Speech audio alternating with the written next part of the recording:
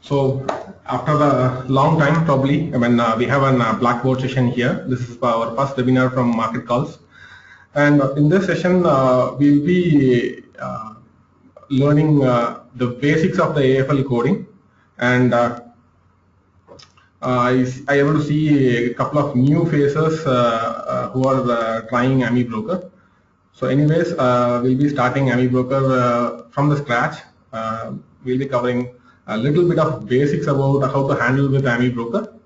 Okay, and we'll be predominantly looking into the AFL coding part.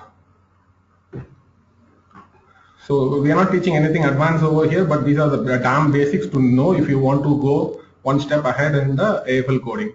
All right. So this is for your understanding. So before getting into the webinar, just want you to go through some of the disclaimer here. So trading futures and options involve a huge risk, and whatever the performance I am showing is not necessarily the chance of future performance results. And AmiBroker, we are not selling AmiBroker, we are nowhere related to AmiBroker. So this is a pure educational session to enlighten people on AFL coding part, right? So it's pretty clear, everything. We're not selling AmiBroker either online or in our office. And a little bit about me. So I'm myself Rajendran. I'm running a financial startup. I'm a registered private limited company now. Prior to that, I was doing blogging in Marketcalls.in since 2007, and I'm an trading system designer. So I used to design trading system for myself. Anyways, I don't code for others, but still I used to code for myself. And I'm a system trader right from 2009 onwards. So almost 5 years have been passed now. And I used to blog about trading analysis, software, strategies, and most of my works are kept open source in Marketcalls.in. I'm a hard follower of Howard Bandy. Howard Bandy, if you heard, he's a professor who writes predominantly about AmiBroker strategy, system trading. So I'm a huge fan of Howard Bandy. So it is always so I recommend everyone to go through Howard Bandy books if you want to start anything basics with AmiBroker or system trading, right? And if you want to know more about me, you can anytime get into marketcalls.in/about to know a lot more about me, and all my social profiles are over there. Anytime if you want to connect, you can connect with using my social profiles, right? And here, this is my favorite slide. Anyway, I'm not a big fan of prediction-based analysis. I'm not saying like the prediction-based analysis doesn't work, but I don't want to keep any sort of subjective interpretation when it comes to systematic trading. So this presentation slides we're talking about trend lines, GANs, Fibonacci, Elliott waves, trading patterns, divergence, news, fundamentals. So once again, I'm repeating, I'm not saying these kind of patterns may or may not work, but from system trading perspective, I feel like these are subjective interpretation. So we're not going to touching this anymore in our coming sessions, right? So let's see. These are the trading analysis softwares. You might hear about it, like the softwares like AmiBroker, MetaStock, NinjaTrader, eSignal, multi-charts. But why AmiBroker is so special? If you ask me, I could tell you like whatever we can do with AmiBroker, we can do across all the softwares like MetaStock or NinjaTrader, eSignal, and multi-charts. And each and every software has its own unique features, right? So whatever we can do with AmiBroker, we can also do with MetaStock or NinjaTrader or eSignal or multi-charts as well. Of course, each and every trading analysis software supports a different programming language. So and it is not cross-compatible. If you learn AmiBroker AFL code, you have to learn a MetaStock programming language, and eSignal supports a different kind of a programming language called Easy Language, and even multi-chart supports Easy Language. So, I mean, the programs are not cross-compatible. So you have to, if you want to learn AmiBroker, you have to learn AmiBroker AFL. If you want to learn multi-charts, you have to learn easy language to code your own custom indicators, right? And the one good feature in AmiBroker is the coding is very easy to handle, and even the when the level of complexity increases, the coding, the understanding about your coding knowledge increases parallelly. Whereas Metastock or NinjaTrader or eSignal or multi-charts, for a normal people, it's slightly quite complicated to understand. But the softwares like Metastock or NinjaTrader, eSignal, multi-charts are unique in their own ways. For example, multi-chart supports and pair trading, which is not quite possible in AmiBroker. Metastock supports fundamental data as well as technical analysis data, which is quite not possible in AmiBroker. eSignal supports a lot of paid indicators, which is not possible in AmiBroker. And NinjaTrader themselves are broker. So, I mean, integrating a broker terminal with an NinjaTrader terminal is quite easier, which is not possible in AmiBroker. So, each and every guys are unique in their own ways. And likewise, AmiBroker is unique in its own way,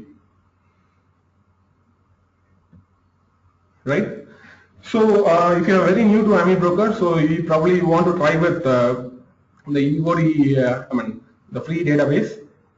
By default, AmiBroker supports Google Finance and Yahoo Finance EOD data, and the current version is 5.9 version, and probably they used to do incremental, they used to come up with incremental features from 5.9, 5.91, 5.92 that way. And you can also, if you have an offline data, say in a text format or a CSV format which contains open, high, low, close data, you can also import into AmiBroker, right? And the free trial version of AmiBroker is free to use, and you can download it from amibroker.com and download it, and by default you will have some US database. Apart from that, if you want to get an intraday data from Google Finance or Yahoo Finance, you need to have an license from AmiBroker for AmiCode. AmiCode is a special downloading utility from AmiBroker. So if you're having a license for AmiBroker as well as AmiCode, probably you will get an Google Finance intraday data and Yahoo Finance intraday data. Of course, I mean, the QuantDL currently is in experimental stage. They also support if you're having a license for AmiCode.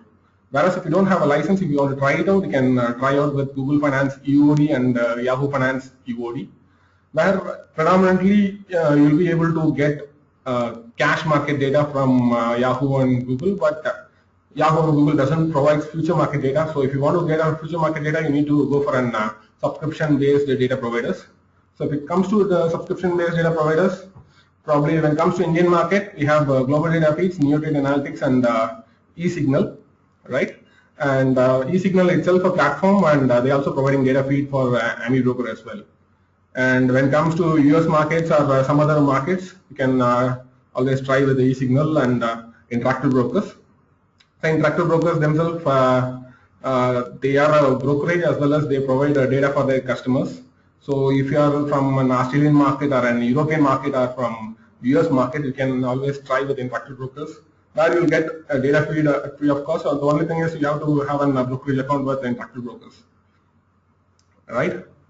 And there are other providers like CQG, BNN, IQFeed. They predominantly provide data for US markets. And so on the Marketcalls itself, a dealer of global data feeds, and we are a dealer for global data feeds for the past 2 years. Most of these providers are, I mean, mostly on subscription basis. So either you need to have a monthly subscription or an yearly subscription, or you need to have a brokerage account with this particular data providers. All these data providers listed here are authentic data providers, and the reliability of the data is really decent and good with these kind of subscription-based data providers, right? And so why AmiBroker? The question comes again. The first thing is ease of use. We'll look into a short demo after this slide. Probably it might help the new people who are very new to AmiBroker. However, I had done 4 more videos for the basic beginners in AmiBroker. Probably, I'll share you the videos over the mail or here, which explains how to handle AmiBroker if you're very new to AmiBroker, how to start from scratch. Whereas we have a very limited time today, so we have to hurry up. So I'll give a short demo of how to use AmiBroker, right? And another thing is it supports an high-speed execution. AmiBroker comes with 2 variants. One is a 32-bit AmiBroker and another one is a 64-bit AmiBroker. So if you want to have a huge computational power, probably it's recommended to go with a 64-bit AmiBroker because it can use your RAM effectively. If you're having multi-core processors, then it is recommended to go with a 64-bit AmiBroker. Whereas if you are using a 32-bit, your memory limitation is up to 3 GB of RAM. So if you're having a coding logic which requires a huge computational powers and you want to use multiple cores of your machines, then it's good to go with a 64-bit version. And when it comes to auto trading, in India there is a provider called Symphony Fintech. They used to provide they are an algo solution provider for AmiBroker. Whereas if you are using an international brokers like Interactive Brokers, AmiBroker has an inbuilt plugin to do auto trading. But there are a lot of difference in passing the orders. The orders when passing to Interactive Brokers is a one-way communication. And if you want to explore more, I'll provide you the learning materials at the end of the course, right? And it supports custom time frame, like all the traditional and popular trading analysis software. It supports all the time frame, ranging from tick data to minute level data, right? And it supports multi-time frame indicators, and as usual, backtesting, optimization, walkover testing. These are the features which is necessary to test your trading system and to validate your trading system. And anyways, we are not covering backtesting, optimization, walkovering in this webinar. Maybe the next webinar we might try to cover it. However, we are predominantly looking into how to write your own custom indicators, how to write your scanning and exploration codes, and how to understand those codes. Right? These are the things which is predominantly discussed at code level. And I'm opening my AmiBroker.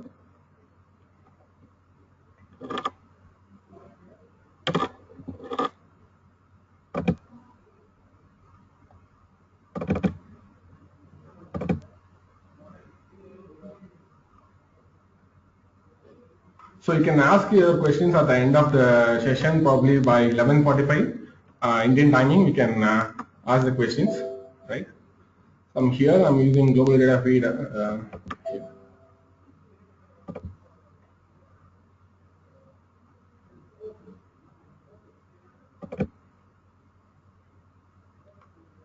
So you're able to see my AmiBroker screen now.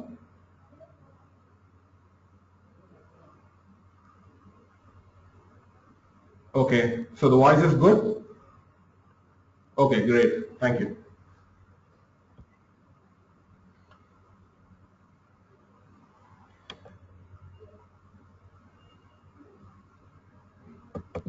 So as I told, AmiBroker by default comes with an US database, whereas right here I configured my database for the Indian future markets, NSE future market. So and here AmiBroker comes with a tab-based interface, like Chrome tabs. You have multiple tabs here, so you can put a new default chart, and you can add multiple charts and multiple symbols, right? And you can change your time frame. There are multiple ways to change your time frame. Right-click Intraday and go to whatever time frame you want. So ideally, if you want to use Intraday kind of chart, you need a subscription-based data, which supports a minimum of 1 minute bars. Whereas if you take e-signal kind of data providers, they provide data at tick level as well.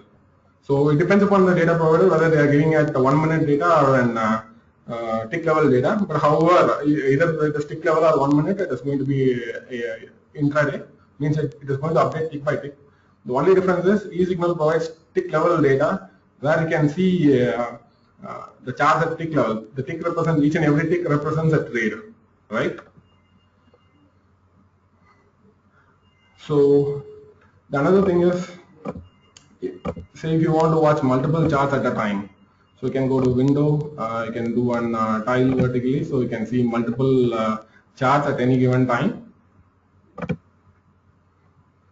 And on the left hand side, you can see a lot of tabs. So in the symbol section, you can see all the symbols listed down here.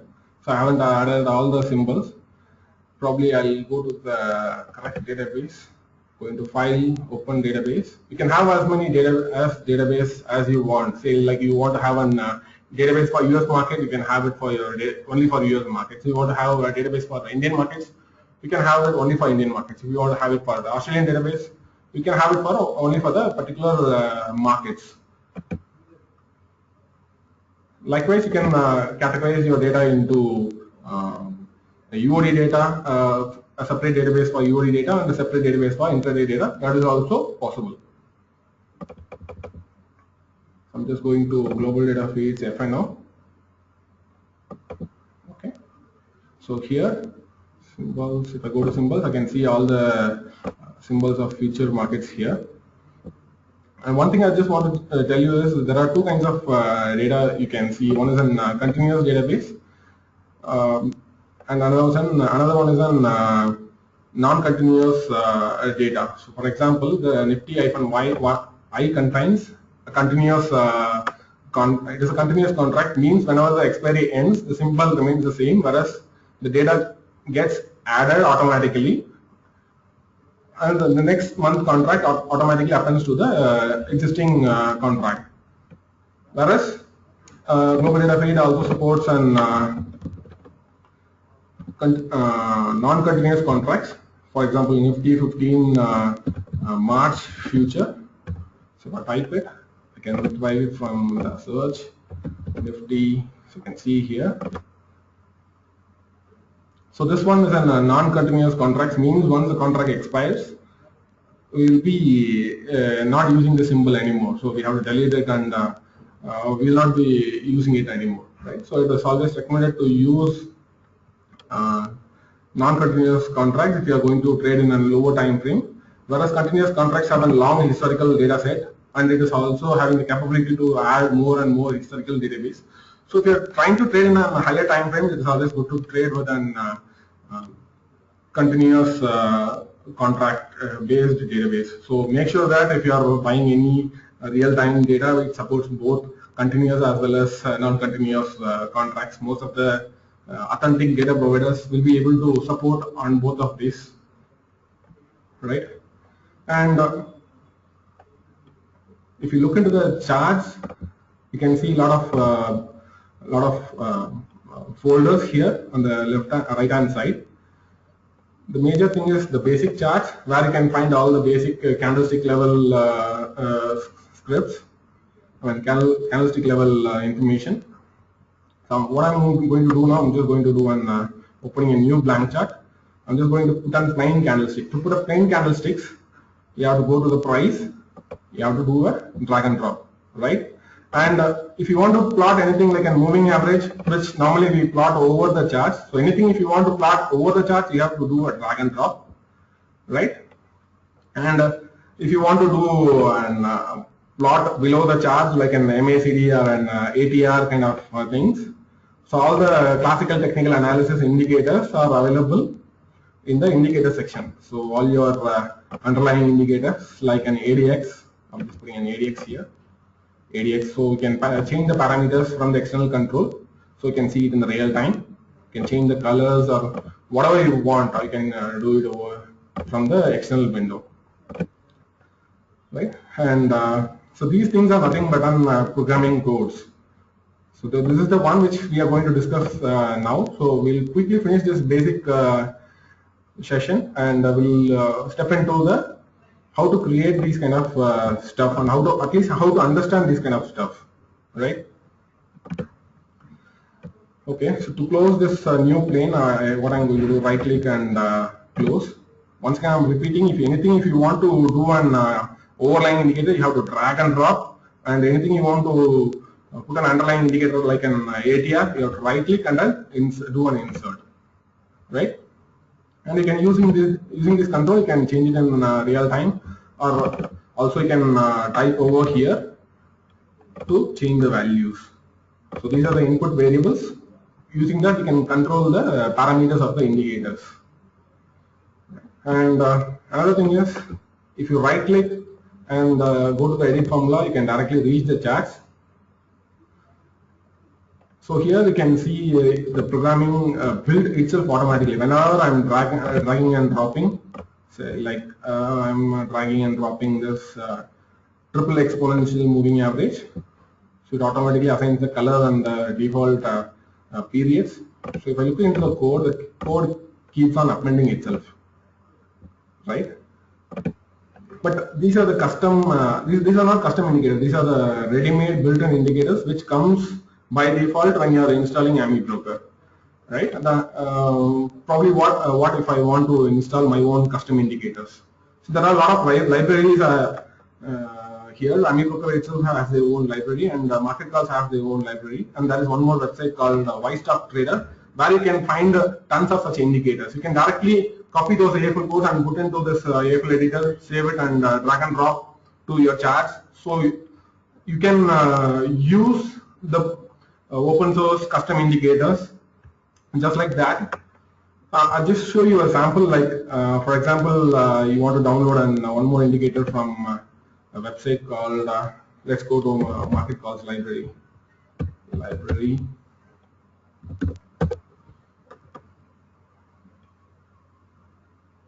Okay. So let's say we want to have this ATR volatility long only trading system. So a code could be an indicator or a scanner or a trading system. It depends upon how we code, right? So here there is an I'm downloading the zip file. All the programs are stored in an AFL format. So you can see the format over here. I'm copying the code. What I'm going to do now, I'm right click and going to edit formula, creating a new code, pasting the file, and there is a small verify syntax button over here. If you check it out, it will tell you whether there is any error with the code or not. For example, if there is any problem with the syntax here, it automatically says like, hey, there is some issue with the code, you have to correct it. So very easily you can rectify your code, and if you click on the AFL verify syntax button, you should not get any issues with the code, right? What I'm doing now, file, I'm going to save this. It should be saved under any of the folders. So if you go into your AmiBroker folder, you can see a formulas folder over here, formulas folder, and you can see a couple of folders. These are the folders which is listed in the left hand side of your chart plane. So you're able to see it, you're able to recognize it. On the left hand side, whatever you're seeing, the same folders are listed over here. And inside each and every folder, the AFL files can be saved into it. So I'm just saving under AFL basics. I'm giving a name, ATR volatility, right? So once I saved it, we should be able to see it under AFL basics. AFL basics. So here the ATR volatility is here. So what I'm going to do now, I'm just going to a new blank chart. I'm just going to, this is a simple trading system based on ATR. I'm just going to do a drag and drop.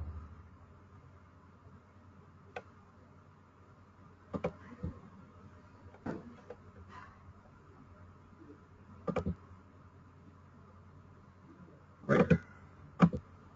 So this is a simple trading system. A trading system is the one which has some logical rules based on some mathematical formula or statistics, which will generally tells when to buy and when to exit the market, or when to short or when to cover your positions, right? So this particular strategy is predominantly used in an hourly kind of time frame. So The other way to change the time frame is you can change it over here as well. Hourly, right? So, and if you want to change the symbols, say like an Reliance, if you want to go to Reliance, just type over the symbol here, and you can get it out. Right? Okay. So, and there are other lot of drawing indicators. I'm not going to touch any drawing indicators over here, so you can see all the drawing indicators. Maybe we can cover it in the later section. And there are zoom and unzoom bars here. The plus one, you can, if you click it, you can go to can zoom and unzoom the charts. There is also a scroll bar down here to navigate to the prehistorical charts. Right?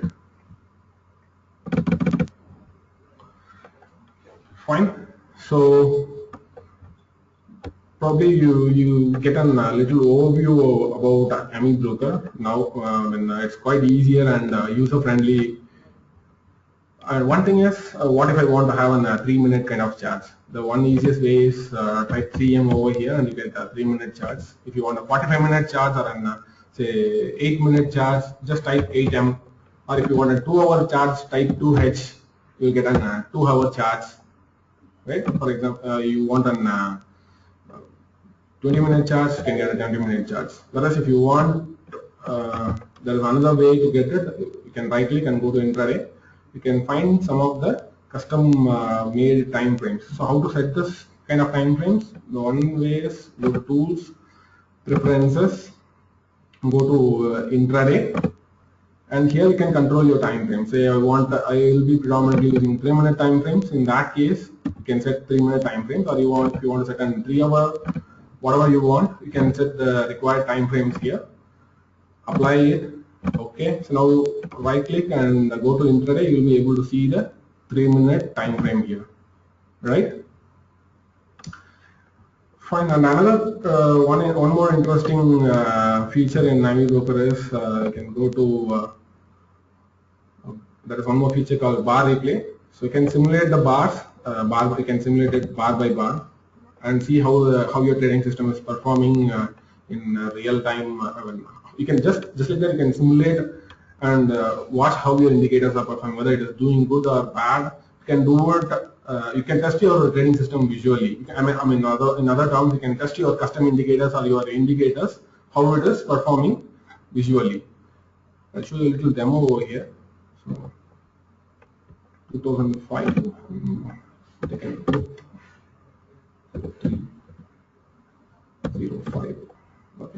So this is some 3-minute charts. So I move on to 5-minute and I'll try to simulate it. So you can see the charts are getting simulated and you're able to see it. So if you want to speed up, you can change the time frame to 5 minutes. I can each and every bar represents a 5-minute over here, right? So using this, you can simulate. You don't need to do a paper test and waiting for a long time. So this is one easy way to reduce your paper trading time. Otherwise, so what one can use this kind of feature is to test their trading strategy, whether there is any whether this indicator is bogus or whether it is keep on repainting or changing its signals or the signal getting erased. So such kind of things can be monitored very easily using this bar replay feature, right? So that's all. So we'll be completing the basics. Hope everyone had a little overview about the basics of handling AmiBroker. Maybe we'll try to cover the other features in the next session. So almost we lost 30 minutes of time. So I want you to now come to mindset to understand the coding. Shall I continue with the coding part? I just need your answer. Shall we continue with the okay, great, thank you. Right, so I'm getting back to the basics now. I'm just opening my screen.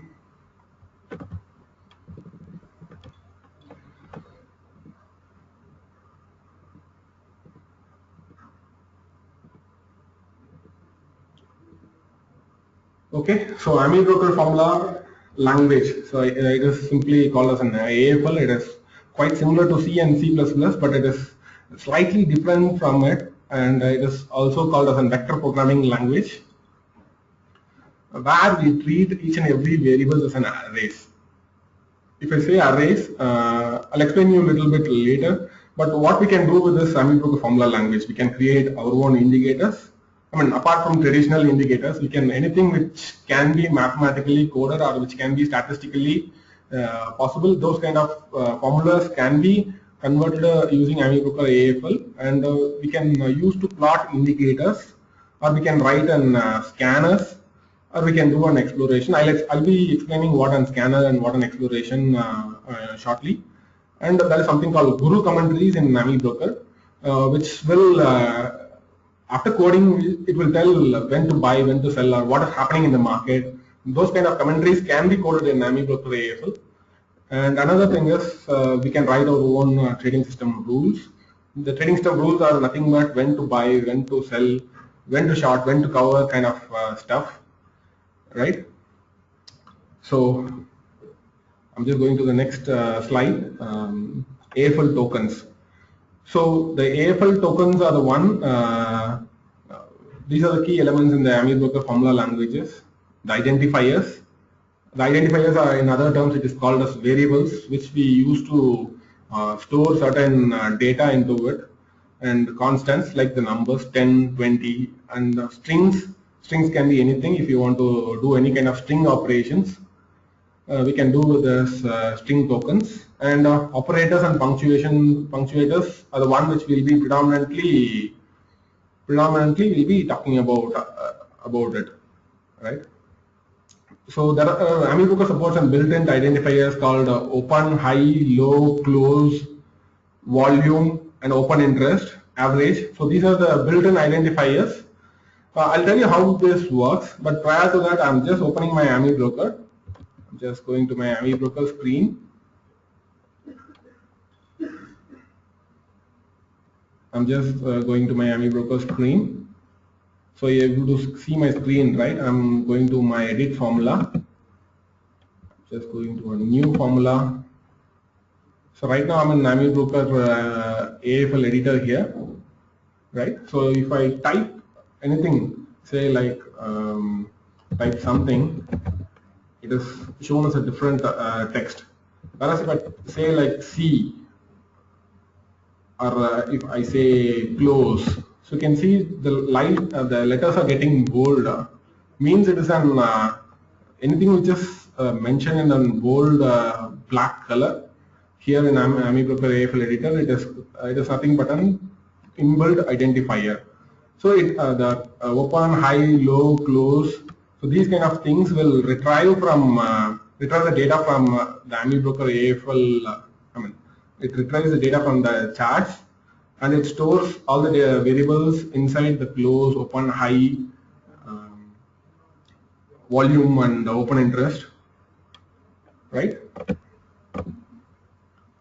So back to this presentation again. So likewise, the built-in identifiers can easily store open, high, low, close. If you want to do any operation with this variable, we can easily call and do any mathematical operations on top of it, right? And another thing is, these are not individual values. If I say close, it is not one individual variable. It is a set of data. It is a set of data which contains the close information about a particular instrument. It could be about any stock or index, whichever the instrument which we are calling. Generally it represents an array of data. Array means a group of data which contains information about close.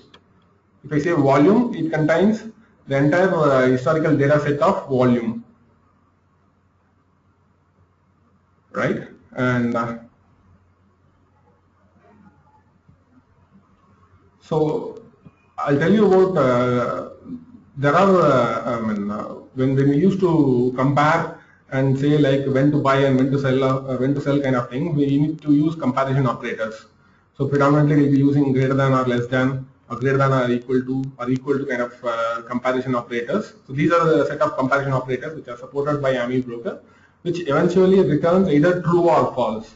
The output is always Boolean, and it is always, the output is always represented in terms of arrays.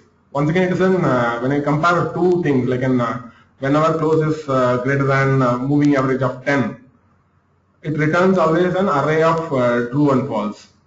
It returns an array of true and false. That is where the programming is slightly different from other traditional programming like C or C++ kind of stuff. And it also supports arithmetic and logical operators. So probably, just like any common programming language, it supports arithmetic and logical operators. It remains same. And the logical operators are predominantly used, especially if you want to use an AND and OR operations. You can use, which is on the right hand side. You can see the AND and operations. For example, you want to look into the RSI whenever the RSI is greater than RSI of 14 is greater than 50, and you also want to look into the MACD. When we are trying to compare two things, and either it could be an AND factor or an OR factor. Like say like an RSI, you want to look into the RSI, and also you need confirmation from MACD, then you can use a logical AND symbols. Whereas if you want either an RSI or an MACD conditions has to be satisfied, then you can use an OR operator, right? So I'll give you a little sample later. First we'll go through the slides. So AmiBroker also has a set of inbuilt functions. So these are some of the listed inbuilt functions here. Whereas it has huge built-in functions, I should say. Like the one is RSI 14, which computes the RSI, and MACD computes the MACD. EMA C, 10, it is idly C, 10. There is a small printing mistake here. And reference of C, -1, and MACD of C, 25. So the comma is missing here, probably a small mistake it is. And I could show you the list of all the built-in functions. So how to get those functions? You have to go to Google and type AmiBroker function reference. So if you type AmiBroker function reference, you'll be able to land into that URL. So you can see a bunch of huge set of custom built-in functions here listed alphabetically, right? So able to see that. So huge list of functions. Say if I want to learn more about ATR, how to code ATR, so I can click over the ATR function. I click. It gives me a brief overview about ATR functions. So what is what it is, how it is, what it returns, whether it is an array, whether it returns an array, or whether it returns a number. Those kind of information we can get it from the reference. It is like a complete reference guide kind of. And also at the bottom you can see the list of programming languages from the AmiBroker library, which specifically use this particular function. So you can go through the particular code. Say for example, I'm going to BB squeeze. So it tells me where the code has been used, where the ATR code has been used, how it is used, how other people are using the particular functions. You can come to know about how the functions are used by the others. So you can have a little grasp of understanding how coding has to be done, and how to retrieve your how to understand the coding and how to implement in your coding strategy according to your requirement, right?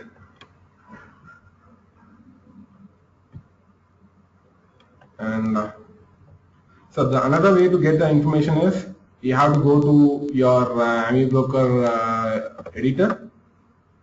So you have to go to your AmiBroker editor, and there you just type any AFL built-in functions. So let me type var equals EMA of C, 10. So all the statements here should be end with a semicolon. right? And if anything, if we are seeing a blue color, it is nothing but an inbuilt function, right? So if you want to know a little more about EMA, all you have to do is go to press the F1 button. So once you press the F1 button, you will be able to get more detail about it. So it is a complete reference inside your AmiBroker as well. It is the same thing what you are seeing online as well. If you want to get it online, you have to go to you have to search it AmiBroker complete function reference.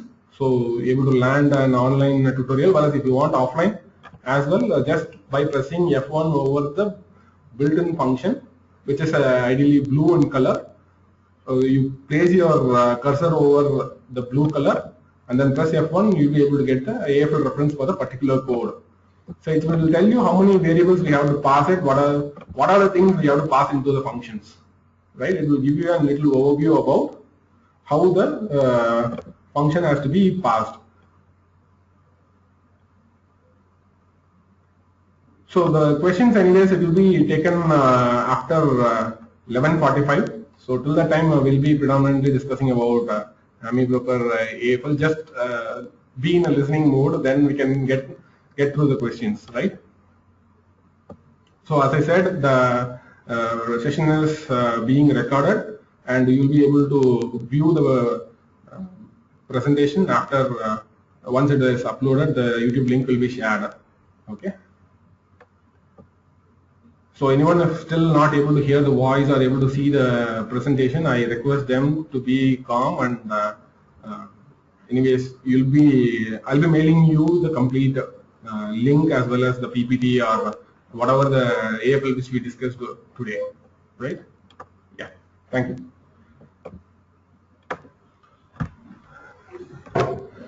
Right, so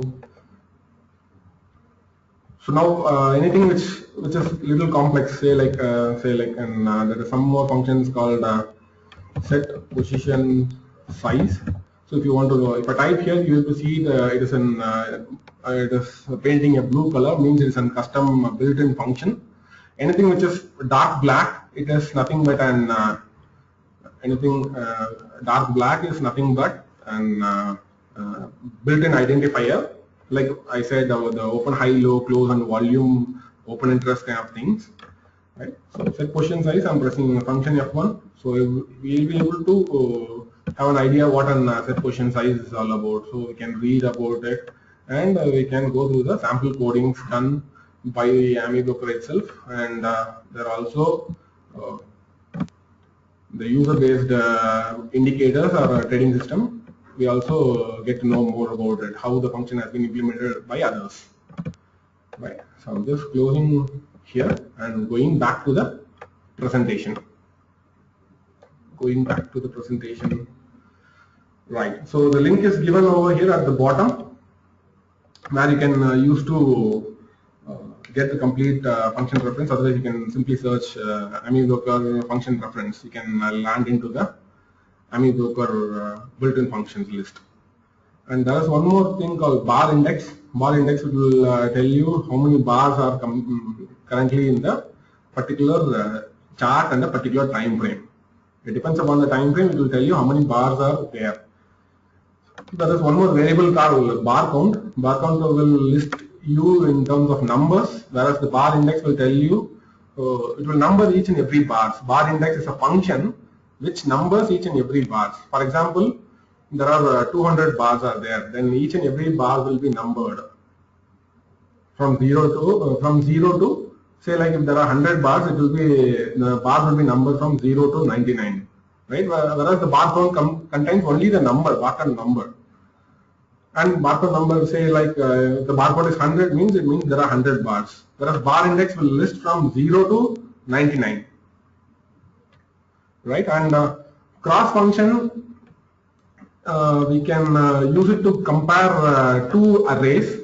Either if I say C, it is an array, it's an array of close.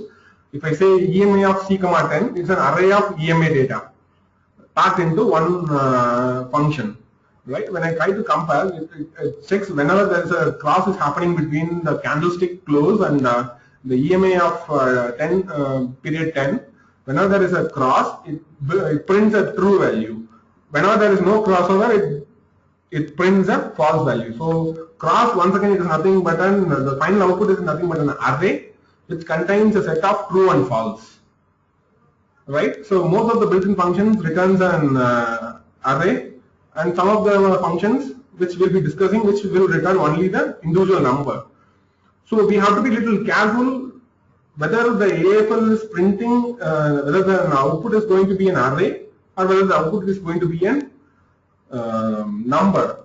So we have to be very clear that what is your requirement, whether you want to deal with an array or you want to deal with a number, so that you have to code it in a different manner, right? So most of these functions are not, the output is not just a simple number, it is an array of data.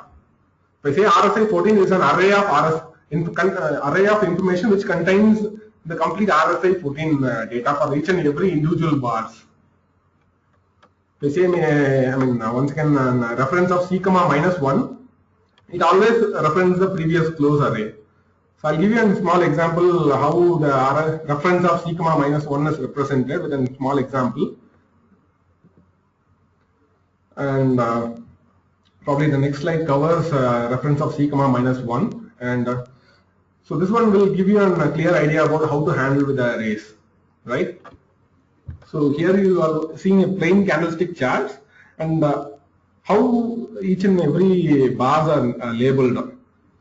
So there are some couple of bars over here, and the first bar on the right hand side of your screen is always represented as the C of 0. And the first bar in the sense, the very first beginning of the charts, very first beginning of the bar, which is represented as C of 0.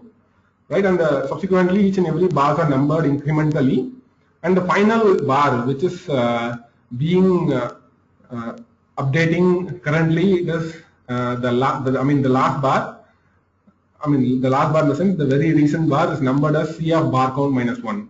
As I told, the bar count contains the total number of candlestick in the chart, particular time frame. Whereas if you want to arrange it in the form of arrays, we have to number from 0 to till the end of the bar count, means the bar count minus 1 always represented the recent bar number.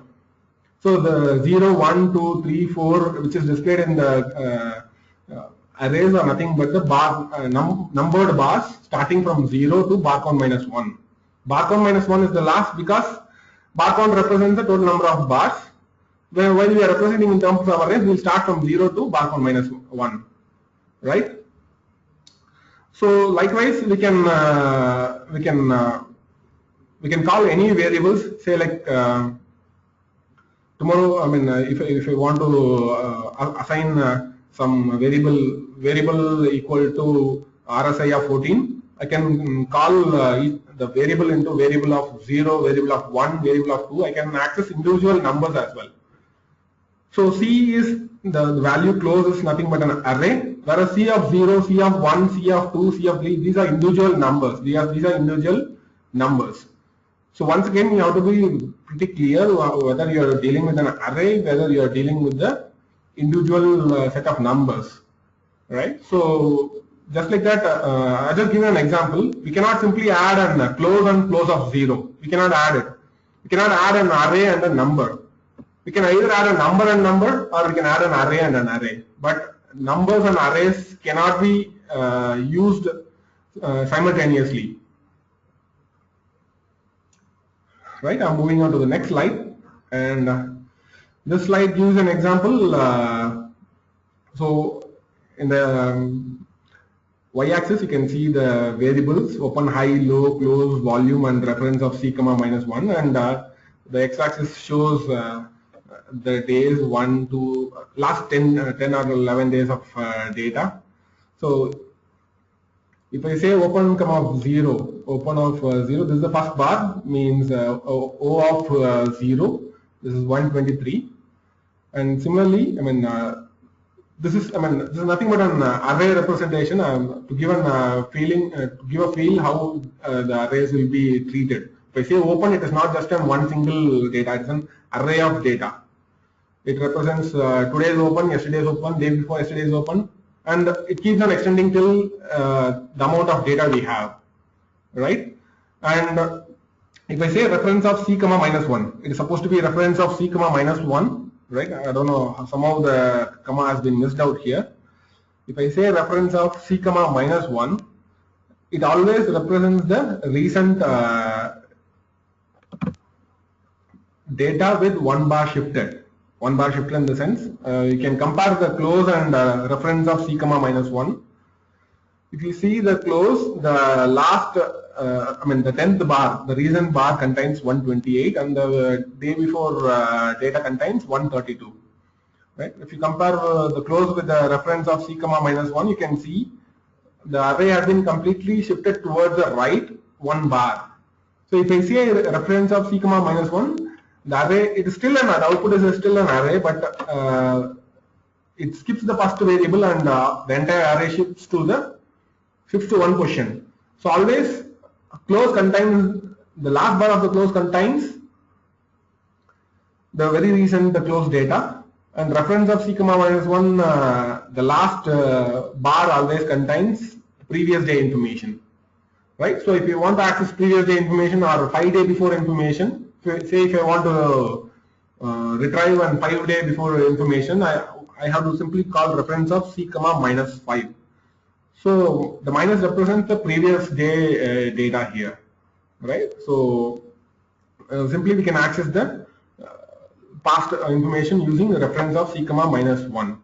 So if I want to access the previous day RSI, in that case it's pretty simple, reference of RSI of 14 comma minus 1. So that way we can simply access the previous day information. It could be either open, close, high, or whatever information, or anything like an EMA or an RSI or any other complex set of arrays, right? So everyone clear to this, or any questions? I can ask a questions. If you have any questions, you can ask now. We can spend another 5 minutes in answering the questions. If you have any questions, or if you want me to move forward, I can move forward. If you want to ask me any questions, you can ask right away here. So Rahul Goyal had asked, it is better to use EMA, RMA, or SMA for coding. So it is not like an, you can use any kind of mathematical functions. So the SMA or EMA is nothing but an simple, the SMA or EMA is nothing but a simple mathematical model. It's not necessarily, it is not mandatory that you have to set the EMA or SMA. There are a lot more features there. There are moving averages like Hull. There are even indicators like Jurek moving average, and there are a lot more complex mathematical model. But today what we are discussing mostly on EMA and SMA just for the basic understanding. Whereas if you want to go one step further, you can explore to any kind of extent, any kind of mathematical model into it, right? And the another question asked by Ganesh is reference of EMA of 10 comma minus 1. If I say reference of EMA of, I'll put the functions here. It is reference of, I'll answer to Ganesh. So it is clearly reference of EMA of C comma 10 comma minus 1. Okay. So this particular function. This particular function will always refer, if you want to refer previous day's EMA of 10, then you can use this particular function. Okay, and Rahul Desai is asking, let's say if I want to enter in the current candle and not on close, then what variable should I use? So if you don't want to enter on current candle, you can always skip the current candle. You can always use functions like an say, for example, you can always use C of bar count minus 2. If I say C of bar count minus 2, if I say C of bar count minus 2, which ideally doesn't represent the current candle, it always represents the previous candle. So any operations you want to compare, you can compare with the previous bars. So you can always skip the current bars. There is also an tutorial in Marketcalls which tells how to code your indicators which are non-repainting. So that will help you, Mr. Punusamy, in answering your questions. So ideally you should skip the first element, right? And next question is from Mr. Punusamy. How we will get the line value in RSI? So the line value in RSI, it tells you about if I say RSI of 14, it generally plots an I'll give an little example with an AmiBroker chart, right? So what I'm doing here, I'm just going to plot an RSI charts. So you can find all the basic indicators like RSI here. What you can do, right click and do an insert. You can see an RSI, right? You can control externally. If I go to the RSI code, you can simply see the function RSI of period, whereas the period is mentioned externally here. The default RSI is 14. If you want to change, either you can change here in the inside the code, or you can change from the externally. I can change the RSI value externally as well. So you can change it to whatever number I want. Say I want an 20-day RSI, you can change the 20-day RSI. So that way we can access RSI value, right? And I'll take 2 more questions and then I will get into learning again.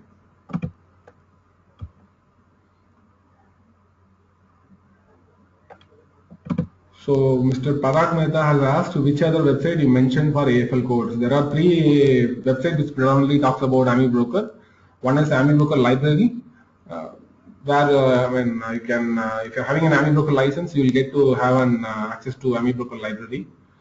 And there is another Marketcalls has its own public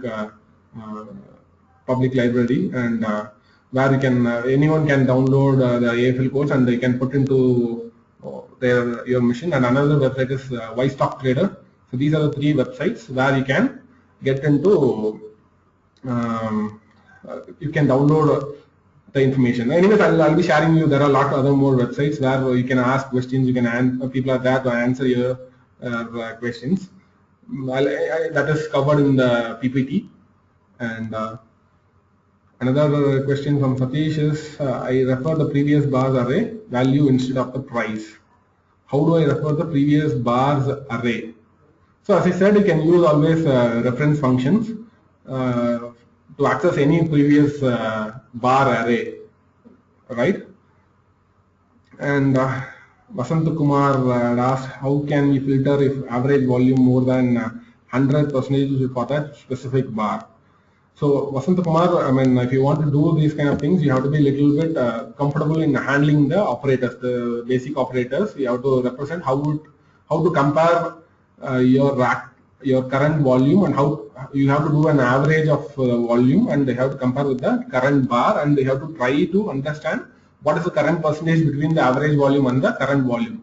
The current volume represents always the normal V represents the current volume, and the average volume you have to understand how many bars, the previous bars, you have to average it, right? There is a function called AVG. Using that, you can compute the average for last 10 bars or 20 bars. So you can simply compare the average of volume with the existing volume, and you can check how many percentage it has been done.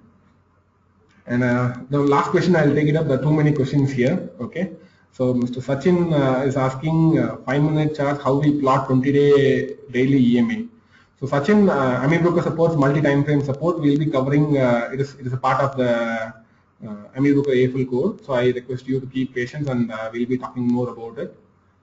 Okay, so we'll stop questions now and we'll get back into it. So one final answer, Balaji is asking, is there any free real-time data feed for AmiBroker? Yes, there is a thing called Nest RTD. You just keep exploring about, you just Google about Nest RTD.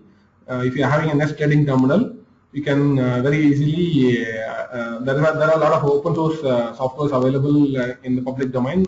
Using that, you can push your data from trading terminal to your AmiBroker, right? So now that one way it is possible. It is not a professional solution, but for learning purpose, it is recommended to go and use such kind of solutions, right? Yes, and back to AFL coding.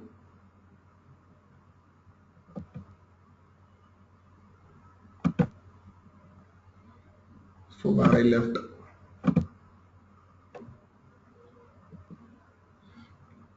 And AmiBroker, just like that, it supports an pattern detection functions. It supports a lot of pattern detection functions. These are very commonly used pattern detection functions.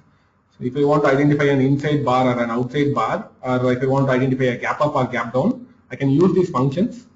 And these functions once again returns either a true or false, or otherwise we can also say like it is returning either 1 or 0. 1 means it is giving an it is nothing but true value. 0 means it is giving an output of false value. So once again, whenever the pattern matches, it returns either a true or false. Ideally, it's once again it is an array of true and false. Whenever the pattern matches, that particular value will be either true, and whenever it doesn't match, the value will be represented as a false. So once again, it's an array of true and false, right? So you can, whenever you want to create anything with a gap up or gap down kind of strategy, if you want to use, you can use these functions to identify very easily. And if you want to use, if your strategy has an, if you want to recognize an inside bar or outside bar mathematically, and you want to create an indicator on top of it, and or you want to create a trading logic on top of the inside bar or outside bar, you can simply use this pattern detection functions, right? Apart from that, a lot more pattern detection functions are there. You just simply refer the AmiBroker AFL reference. From that, you can easily grasp it. And plot functions. Okay, so here we are coming to the main point: how to plot a particular indicator, right?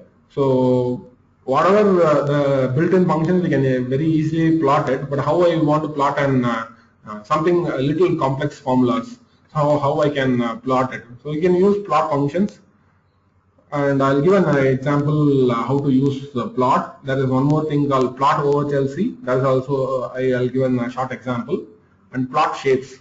So these are anything you want to plot over the indicator, whether it is a line or a dot or an stop and loss reverse kind of dots like a parabolic star. You have to predominantly use the plot functions. And anything you want to plot like an your custom candlesticks, like an Heikenhashi. Heikenhashi is nothing but an you just, if you are very new to Heikenhashi, you can simply Google it and you will come to know it's a different study. It's quite similar to candlestick, but it is not actually candlesticks. The open, high, low, and close are manipulated using adaptive moving average. Otherwise, it is called as AMA. So I'll show you how to build Heikenhashi using the plot OHLC function. And plot shapes. So whenever we are designing a trading system logic, we use buy and sell indicators. So these buy and sell indicators are nothing but the arrows. Sometimes we used to construct these arrows using a combination of arrows and rectangular symbols, small symbols. Using these small symbols, I mean the small shapes, we can plot a simple triangle or a simple small rectangle or an arrow either above or below the charts to indicate a buy or sell or supply demand or an something, whatever you want to represent pictorially, graphically. You can plot either above or below the chart using the plot shape functions.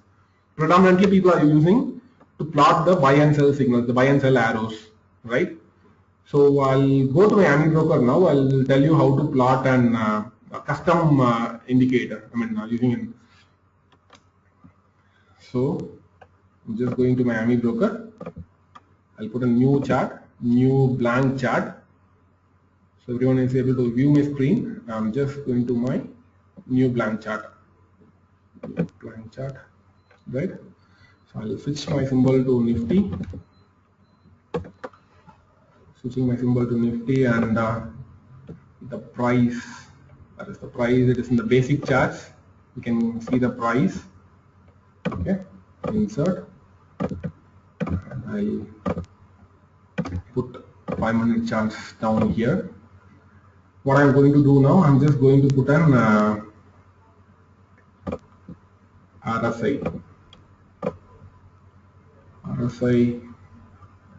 Okay, I'll do one thing. I'll write a simple AFL code to how to plot an RSI, right? So anything, if you want to start, we have to start with section underscore begin. Okay, so it's highlighted here. You have to give a name in terms of string. Anything which you are giving in a string manner, it should be enclosed with a double quotes. So I'm putting a double quotes here. Say like an RSI. Okay, and I'm just plotting the RSI. One way we can do is we can directly plot the RSI. Other ways we can assign a variable. Say like var1 equal to RSI of. If you open the bracket, it will tell you what are the parameters I have to give. What are those parameters? I'll put a simple RSI 14. Okay, and I'm going to use the plot function. Plot. I just want to plot the variable. The array is var1, which contains an array of RSI data. So I have to give a name. So I put RSI 14. This is just a string just for our identification. And it is asking for color. I put color blue. Okay, I put a color blue. So it's a very simple AFL code, and it should be end by section underscore end. Okay, and I'm checking my syntax. Any problem with the syntax or not? It says like there is something wrong with an identifier. So probably we are missing the semicolon here. So I'm putting a semicolon. Right, a very basic indicator. What we are trying to do is we are trying to plot an RSI. I mean, we assigned an RSI to variable 1, and we are trying to plot the RSI. Right. I'm saving this inside AFL basics. So these AFL basics code will be shared to everyone. Okay, so I put simple RSI. I'm just giving a name simple RSI. Okay, now I want to plot below my simple RSI. It is an underlying indicator. So right click and do an insert. So you can see an RSI over here, right? So now what if I want to plot an EMA over the RSI? So it's very simple. What I have to go do is I have to edit the formula. I'll say like variable 2 equals EMA of var1, which is nothing but RSI, comma, so I want an EMA of 5. So on top of this RSI, we are plotting an EMA on top of it, which is the period of 5.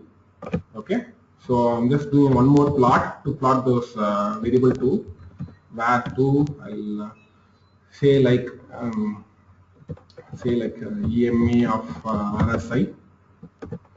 Okay, I'll put color red. So here we go. Once I saved it, I'll verify my syntax. Now you can see. Now we can see the EMA is plotted over the RSI. Okay, so just like that, you can create any complex code. You can keep on extending by doing nested function. Once again, we can add one more complexity, like variable 3 is say like an EMA of var2, comma, say 10. So this is nothing but RSI of EMA, right? So var1 represents an RSI, var2 represents RSI of EMA. I mean EMA of RSI, and var3 represents EMA of RSI. So, I mean, traditionally we cannot do with the normal custom built-in functions. We have to write a code to create such things. So finally, all the variable 1, 2, 3, which is nothing but the final output is an array of data. Right? That is what I want to convey it again and again. So you have to be pretty clear whether the data output is going to be an array or a number. Right? So I'm closing this. Once again, we'll back to the slide. Am I clear?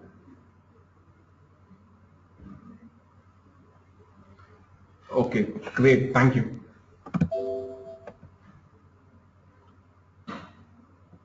I'll do one thing. I'll save this as simple RSI. Save as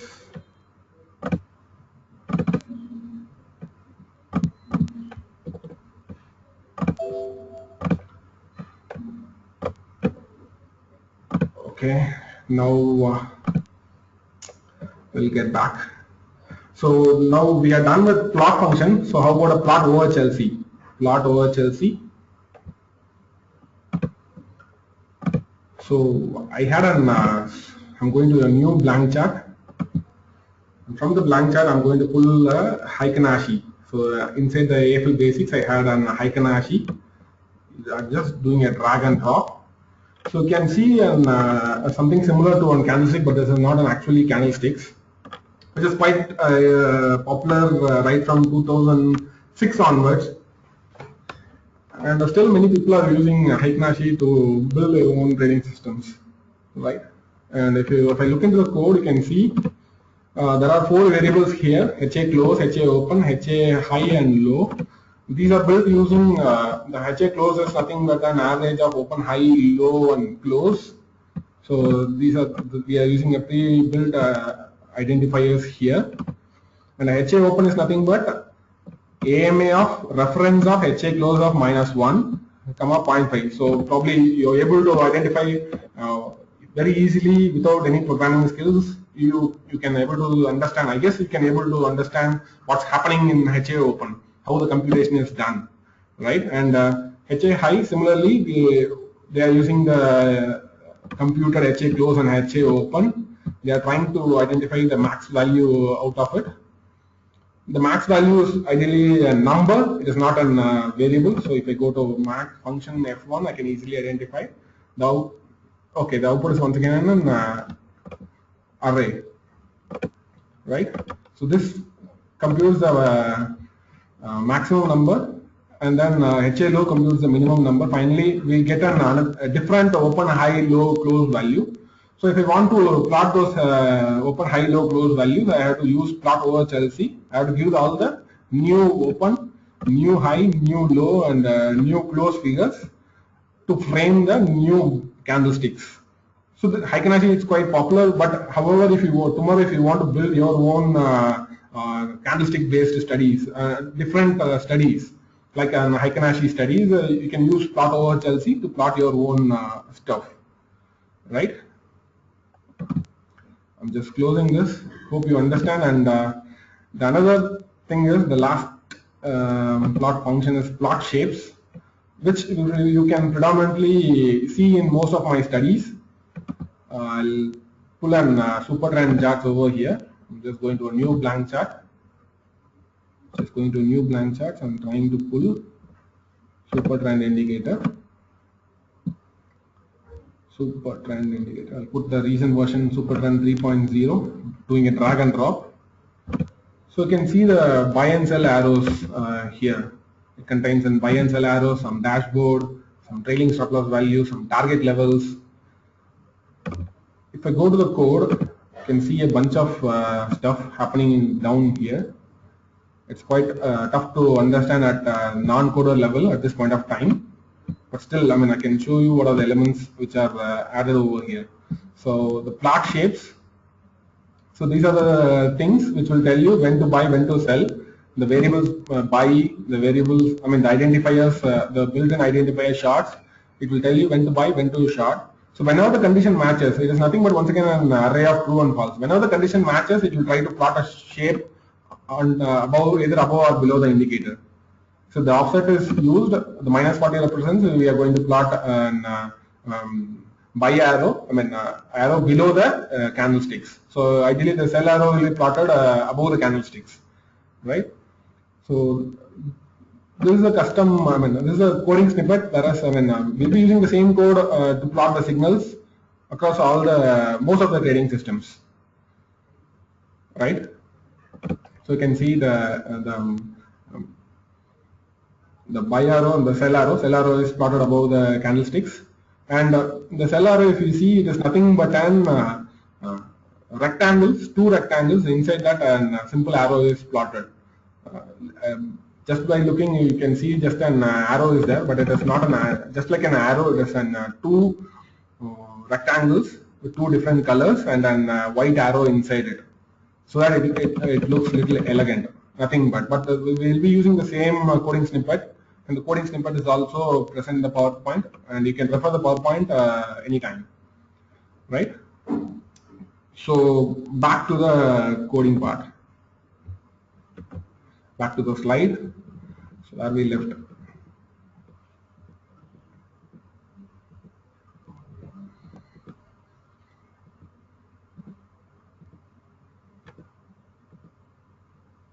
Okay, so pattern detection we are done. We're done with plot functions, plot arrows. So here this is the same code. If you are able to configure your buy and sell conditions, you can simply use this code below your buy and sell conditions, and you can simply start plotting the arrows on top of it, right?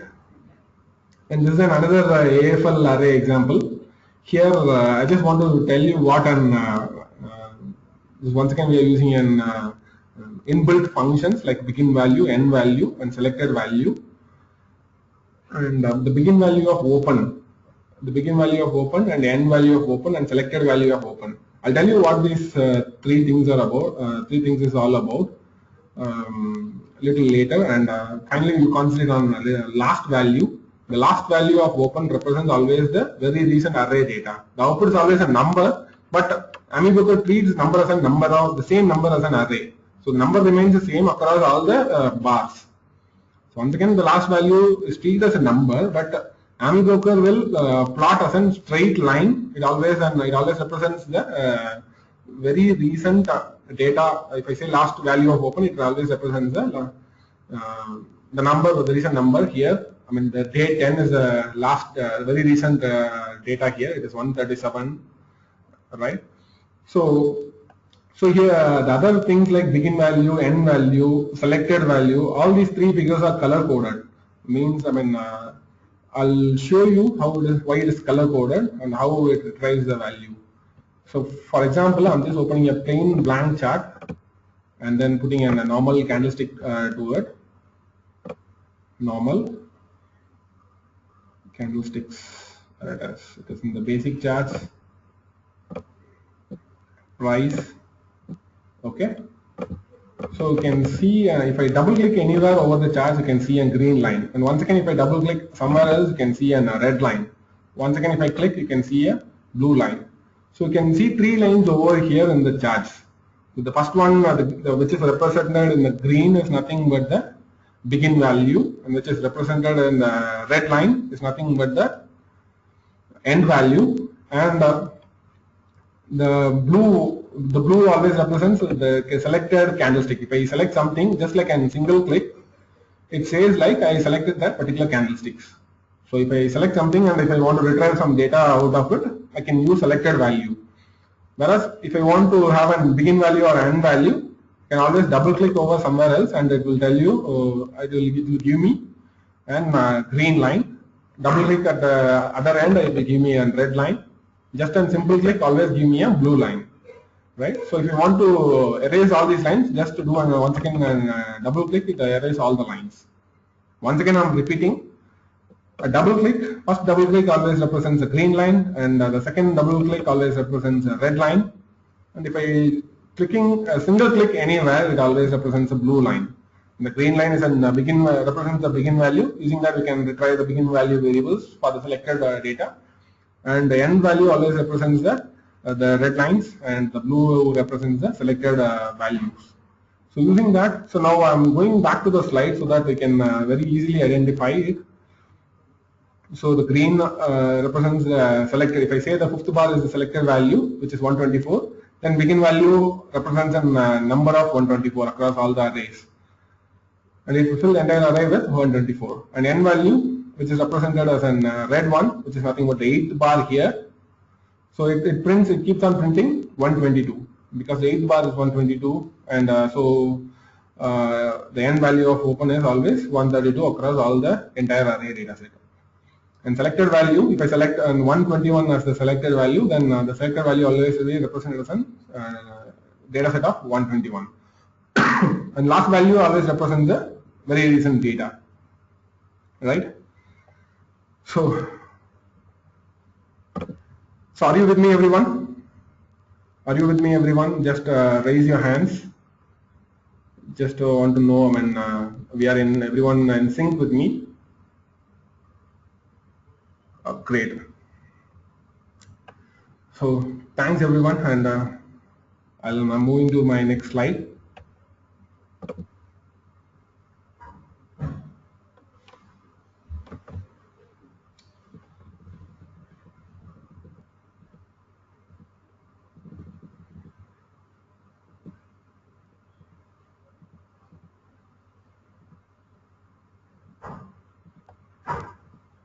Okay. So what if I want to retrieve the low value of the last 10 bars or a high value of the last 10 bars? So we can use this LLV and HSV. LLV C,10 always retrieve the last low value of the last previous 10 bars. Once again, the output is an array. The LLV and the HSV always output the data in array, and the very recent data point, each and every data point contains the last 10 bars of the low or the high, depends upon the function we are trying to call. Okay, so I'll tell you how an LLV and the other thing is lowest and the highest. The lowest and highest always represents the individual numbers, right? So the lowest of RSA 14 always try to retrieve the low data, low of the RSI across all the entire historical charts. Say if I'm having a 5-minute charts, it will try to retrieve the lowest RSI happened in that particular chart. Or a highest of money flow index of 14, it will try to retrieve the highest value ever happened in that particular chart. It will try to output a number, whereas LLV and HSV will try to output an array. So I'll show you a visual sample here. I'll try to do a simple coding here. So this one here we use an RSA. What I'm trying to do, I'm just erasing this. I'll try to put an var1 equals LLV of C,10, okay, and var2 equals lowest of C. So let me try to identify what is the difference between these two by plotting it. Okay, plot of var1, comma, giving a name LLV. Color, I'll put in a green color, and then I'll put another plot and variable 2, comma, I'll put this like lowest. The variables are case sensitive, and the strings are not necessarily need to be case sensitive here. I'll put in color yellow, okay, color yellow. So if you see the color green, yellow are highlighted, means it is an pre-inbuilt identifier. So AmiBroker supports inbuilt colors. So what I'm trying to do, lowest and LLV. I'll save this as an. I'll save here, and I'll save as. I'll put it into the AFL basics. Lowest and low comparison. Okay, so if you look into the charts here, we are trying to plot both low and lowest here, right? So if you see the lowest, the green is nothing but an the green line is nothing but an LLV. So you can also able to see what is the recent LLV and recent lowest. If you see the lowest value, it always remains the same. As I said, the lowest will always be a number, but AmiBroker will treat as an array of same numbers, array of constant numbers. But once again, it is an output and only single number. The very recent value is 8102 is the lowest among the particular given chart. And LLV, each and every data point here represents the last 10 points of low. If I'm taking a 5-minute chart, it always look into the last 5 candlesticks of 5 minutes, and then it will try to plot what is the very recent lowest. I mean, very lowest of the last 10 bars. If I change the time frame from, say, like I'm changing to hourly, you can also see the values plotted also getting changed, whereas the lowest remains lowest because that is a very lowest point happened in that particular chart itself. And if you look into LLV, now LLV compares the hourly time frame. So based on the time frame you are looking into it, it will try to plot according to that particular given time frame. If I put on a daily chart, you will get a different low for the last 10 days, because here it is counting the last 10 days low, whereas if I put hourly, it will try to compare the last 10-hour low. So I guess you are able to get the difference, right? So the scope is once again to identify whether it is an array or an individual number. That is a key thing to learn AmiBroker language faster and easier. So getting back to the slide again.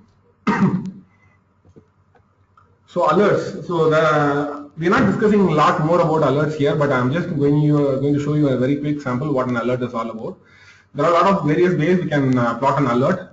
One is on sound alert, sound alert. Another one is on pop-up alert. I think I missed the pop-up alert here. And another one is an voice alert. We can use a function called say, S-A-Y. You can use this function to say whatever you want whenever there is a buy signal or a sell signal, or whenever there is a high volume. We can either use a female voice and male voice to alert with a voice. You can also send an email alert as well whenever your condition matches. We can trigger an email. So we need to configure it. So all the email alert configuration has been already there in AmiBroker. I request you to Google it and find it out. Whereas there are other third-party tools. Using that, we can send alerts to Twitter as well. By default, AmiBroker doesn't send an alert to Twitter, but there is a third-party called Tweety-Mail. If you Google about how to tweet, how to send a tweet alert from AmiBroker, probably you'll be ending in my website. We have a small tutorial on how to send a Twitter alert, how to send an alert using a Trade Sender.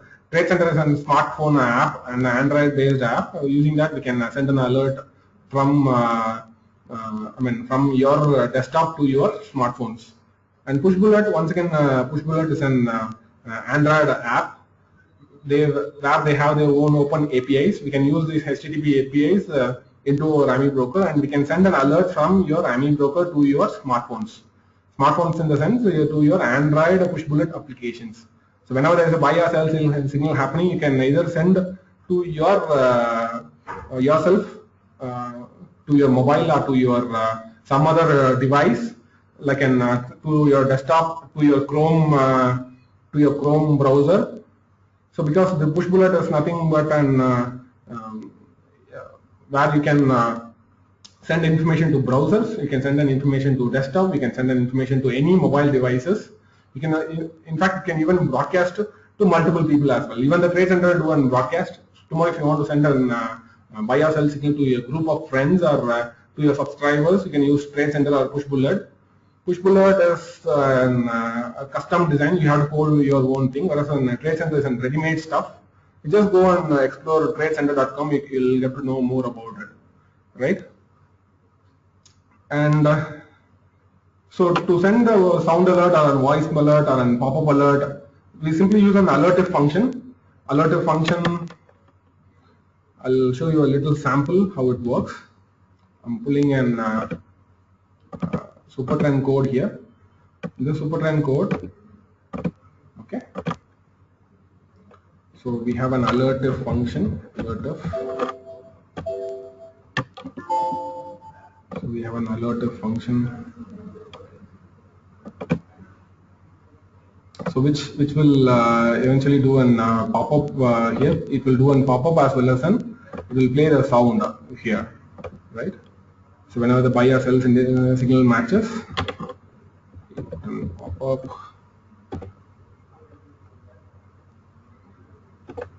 Okay, here. So it will try to send an pop-up alert as well as an alert information. So I'll do an bar replay here. Tools bar replay. So I'm just trying to speed up the bars so that you can see how the pop-up alert is coming. So the code is open source. It is Supertrend version 3.0. From there you can grab it. Okay. So like this, it will trigger an buy alert. Whenever there is a buy, it will tell whatever you want to code. You can code it inside your coding, and it will tell you with a specific text, right? Likewise, sell once again a buy or sell signal. Whatever here I coded only for the buy and sell signal. It will trigger an alert. So generally, if you are using a normal pop-up function, it will trigger multiple alerts. To protect it, we need a specific set of codes. The specific set of codes I had already coded. I'll be giving that particular template alone. The template is there in the AFL basics code. AFL basics code alert. Simple pop-up alerts. So here, what I'm trying to do, it's a simple AFL code. You can find inside the AFL basics. So these are the functions, which is an predetermined templates, and which will play an sound as well as a pop-up as well. And here is all simple logic. So you can change your logic according to your requirement. So what I'm trying to do, I'm just plotting in simple EMA crossover. There's a 2 EMAs there, and we are trying to identify a cross. Whenever there is a cross, whenever there is an EMA is there, I'm just trying to listen to the bar count -2 of buy. I mean, means I'm not touching the very recent bar, I'm touching a previous bar to avoid repainting. So whenever the condition matches, whenever the buy or short condition matches, the pop-up window will be popped up. Okay, so you can use this sample template, and you can change your buy and sell logic alone, and you can plot. You can get a pop-up alert for any kind of trading strategy or any kind of condition whichever you want to match. So for example, you want to plot it for whenever there is a high volume bar is there, you can code the conditions, and then you can simply get a pop-up alert whenever there is a huge volume is there in a particular time frame, right? And then you once can skip back to the, we'll get back to the alerts, and so everyone is pretty clear now. Whereas the Twitter alerts, Trade Center, and Push Bullet, I request you to go and explore. Probably, I mean, all the 3 tutorials are covered in Marketcalls, and just Googling itself, we can come to know more about it. Probably more people might have talked about how to send such kind of alerts, right? And the Push Bullet currently it has some bugs, so if you can try it out, but it's sending some sort of continuous alerts. Probably we will be coming up with an updated version of alerts to send information to your Push Bullet application. The another one is parameter controls. So how to write an external parameter control? I have a code, and now I want to control it from the externally. I want to control it externally. So how to do it? Apart from that, controlling in a simple RSA input variable, you can control the colors. If you want to control the colors, you have to write in param color function. If you want to control the string, you can control the, I mean, if you want to control anything externally, it should be in terms of parameters. So these are the set of parameter functions which we have to write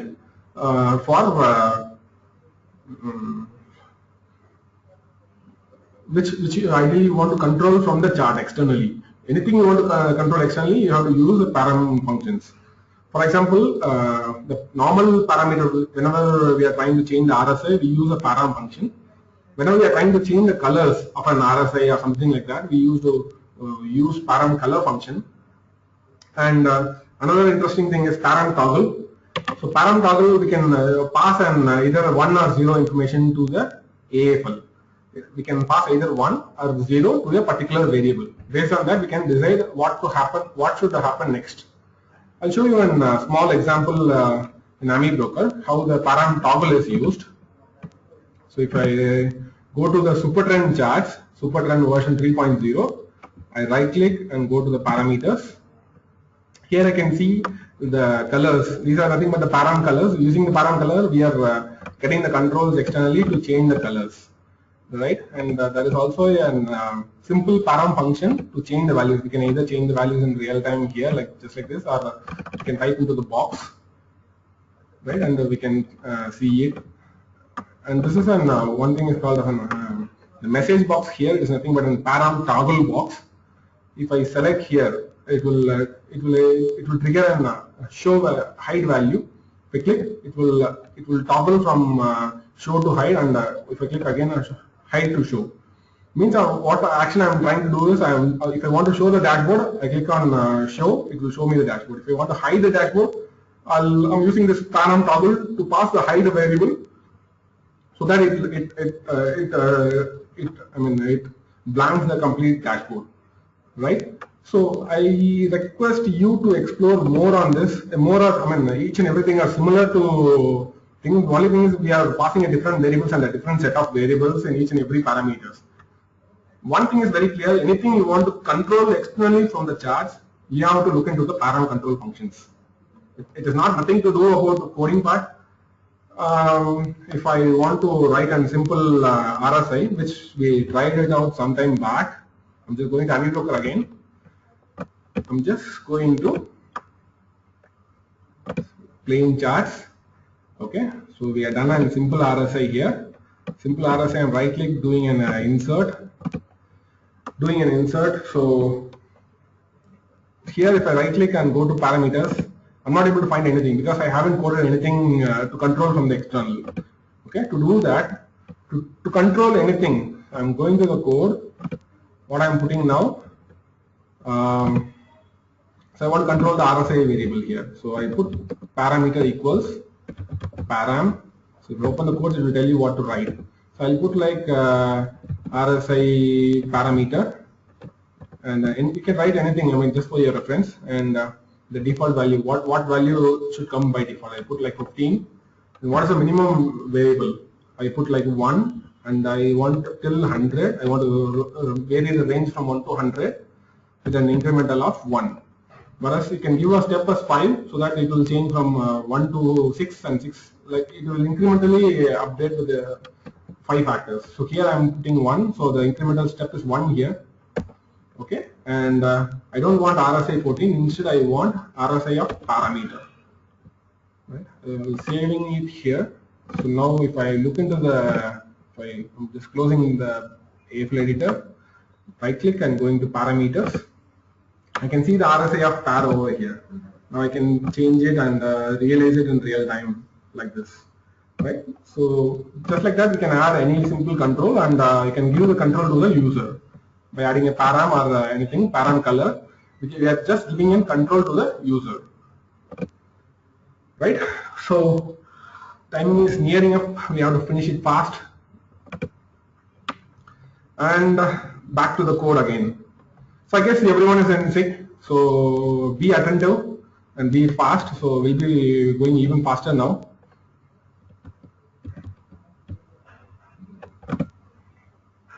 So we are done with params. So I want everyone to explore more on param functions. Okay.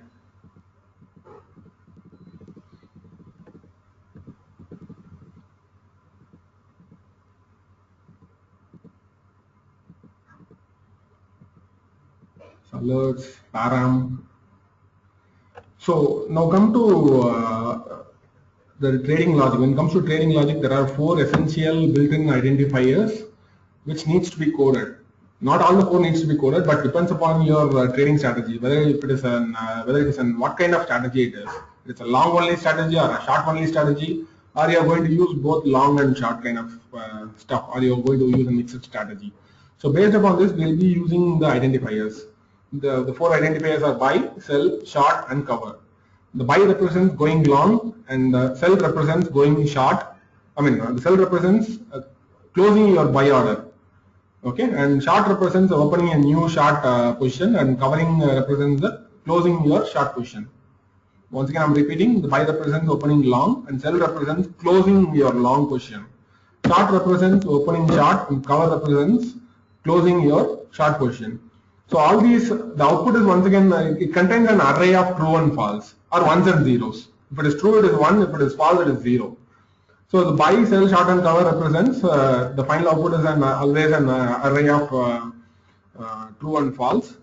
So you can put your comparison logic or something like that, and you can try to tell your AmiBroker when to buy, when to sell, when to short, and when to cover.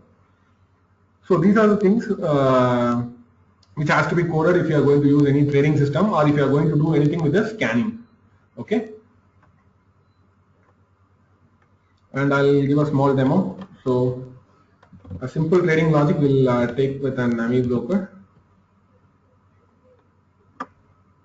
I'm just going to AFL basics. In the AFL basics, you can see an simple strategy. So simple EMA crossover system. I'm going to the code.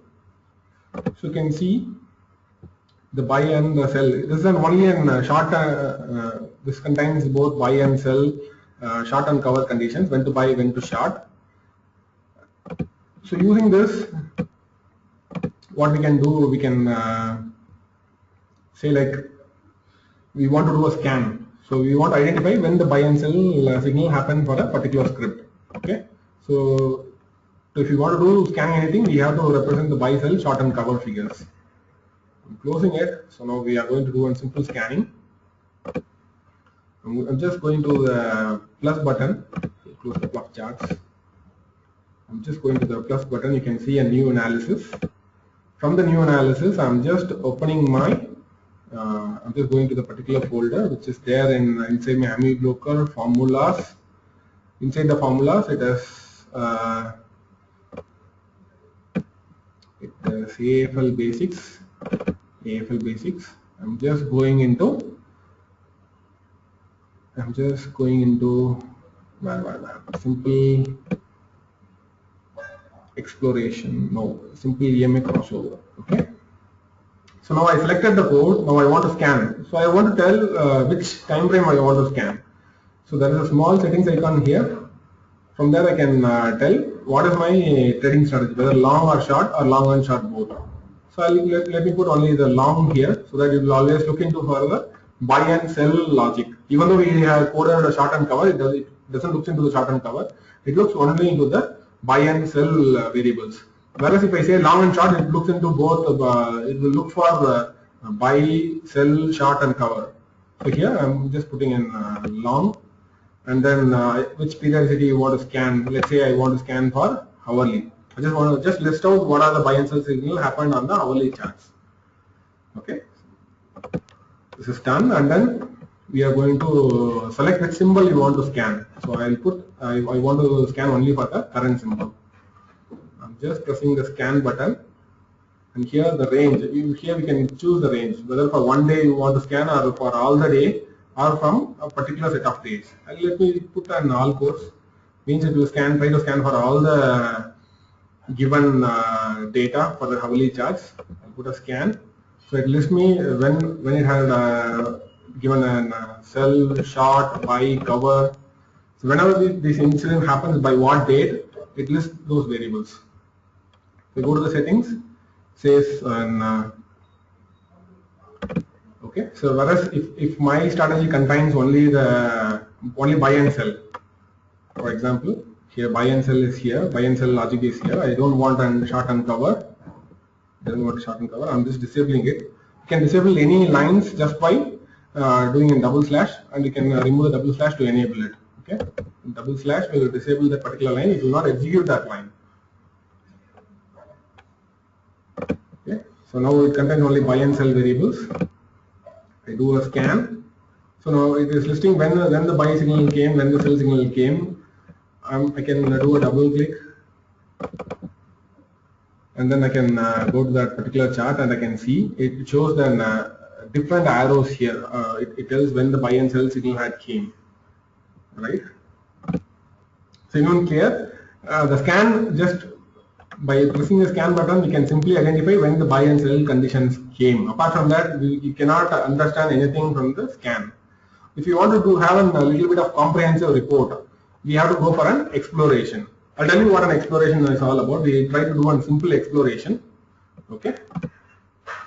I'll say like there is a simple RSI exploration code is here inside the AFL basics. I'm clicking over the simple RSI, opening it. I can open the code right from here itself. There is a small edit button here. Opening the code. Here you can see there are 3 variables. I'm sorry, it is not simple RSI. It is the code is simple exploration. Simple exploration. I'm opening the code. Here you can see the filter variable, filter equal to 1, means it will allow all the it will allow all the bars inside into it, and it looks for what is the value of RSI, what is the value of EMA, what is the value of the volume. So everyone able to hear my voice? Just raise your hands. Just raise your hands if you are able to hear my voice. Okay, great, thank you. So this will plot a report, and it will tell you what is the RSI for each and every bar. Right? I'm just closing it. I'm just pressing the explore button. I'm just pressing explore, and it will tell me what is the RSI value for each and every bar for Nifty. But what if I want to know what is the current day's RSI for all the stocks? So to do that, I have to choose the time frame as daily. I just want to know the RSI of RSI and EMA of at the market close, volume of market close on daily chart.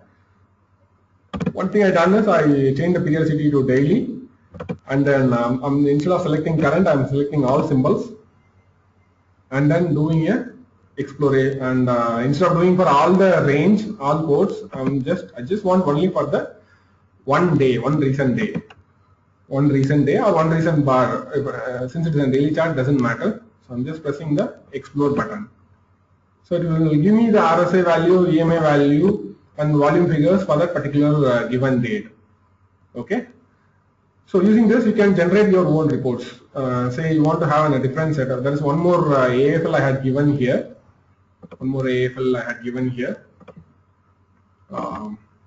Let's talk about it. I'm just opening. There's something called an all-in-one explorer. I'm just opening a new analysis. Okay. But I'm just pressing the simple explore. So it will try to list for all the, what happened, how the Bollinger Band is moving.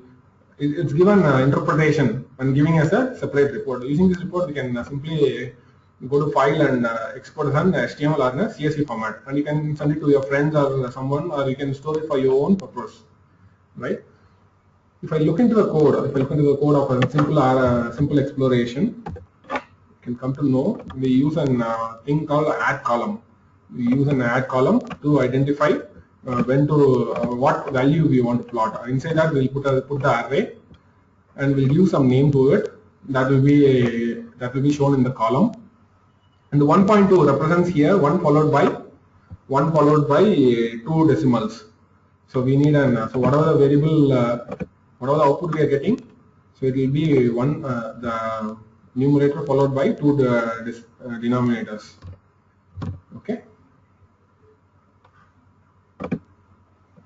So you can see, but whereas volume doesn't have any fractional values, so ideally we put as an 1. The 1 represents, it is just an integer, it doesn't have any fractional values. Whereas if I put, if I put 1.2, it will give a fraction with 2 decimals.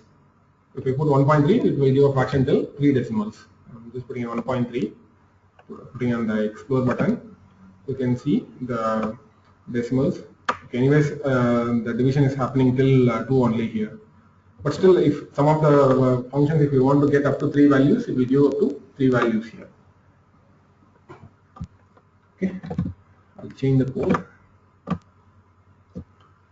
So this is all with the exploration and scanning. And whereas filter, say like filter, I'm putting, if I'm putting 1, it means it is giving all the values for a given bar. Say I want only the volume greater than 50,000. I show me the list of, so whenever the volume is above 50,000, show me the RSI, EMA and volume. So if I want to plot something like this, I can do by modifying the filter. So you can put any filter with comparational operators here, and you can code according to your own requirements. So you are seeing some high volume coming in, and you want to know what is the RSI, EMA by that particular time. You can use this kind of simple exploration, and I can do a simple exploration. So this will list only when the volume is having more than, you can see the volume section, it has every time it's having more than 50,000 volume. and by that time you can identify what is the RSI and the EMA. That is also possible in this case, right? If you want to do a bunch of stocks, there is two ways to do it. One is you can put on all symbols, you can scan it. But if the number of symbols are very large, it is not recommended to use all symbols. It is always good to use a watch list. To use a watch list, we have to get into filter mode, and we have to go to, there is a small pipe here, small pipe. I'm clicking over the pipe, and you can get the list of symbols from the watch list. So list 1 contains 2 symbols. It is showing as a number of matching symbols here. The number of matching symbols is 2, whereas list 1, I'm putting all the banking, some 4 banking stocks. I had created a simple watch list on list 1. Okay, and you can always go to the symbols, and you can select the watch list. I'm pressing OK now, and I'm doing the exploration. So it will do only for the banking stocks. If you want for one recent day, it will explore it for that particular day. Probably that doesn't have huge volumes. Putting all codes, explore. So it does only for the particular set of stocks. So this is recommendable. So if you want to do it for a bunch of stocks, make sure that you add it to your watch list symbols. So if you want to do if you want to add your favorite symbols to watch list, you have to go to symbols on the left hand side. Okay, go to watch list, go to list 0, and then add it. So you can see the list 0 contains 2 symbols, Nifty and Bank Nifty. And these are the Indian indices, NSE futures and Bank Nifty futures. And list 1 contains 4 symbols. Suppose if I want to add the current symbol Nifty 1 over here, 2 ways I can add it. One thing is I can right click and add selected symbol, so that Nifty comes into it automatically. The other way is, if you know the symbol, you can right click and type in the symbols. Very easy, Nifty -I, Bank Nifty -I. That way you can very easily add it to the existing watch list. If you want to remove it, right click and delete it. Okay, delete in the sense it will delete only from the particular watch list. So with this we are completing scanning and exploration. Any questions if you want to ask, we have our own social media, we have our own community, marketcalls.in/community. I'll be sharing it in the PowerPoint. You can ask your questions anytime. Your questions will be answered maximum within 48 hours, right? So anything we are missing out here, you can easily go to the Marketcalls community. It's www.marketcalls.in/community. You can go and ask your questions, anything related to AmiBroker or AmiBroker AFL code. We are happy to assist you, right? And so back to the code again, back to the slide. So right now what we've seen how to use buy, sell, short and cover variables. Once again, it is an array of true and false, and we learned how to do scanning and how to do an exploration. These are very basic things, but if you have any custom requirements, try to code it on your own. If you're not able to do it, post it on the website. We are not guaranteeing that we will code your logic. What I can guarantee you is I will try to help you out in the community, or even if not me, maybe some other people who are interested in helping people might be helping you in achieving your logic, right? And the simple exploration, we already gone through that. We use add columns to plot the requirement. Whatever the requirement we want, we'll simply plot it. Exploration is generally to get the report in a report format. We can also save it as an Excel or an CSV or an HTML format. We also seen filter, how to use a filter. Filter equals 1 represents, it allows all, and it will try to compute for all the data.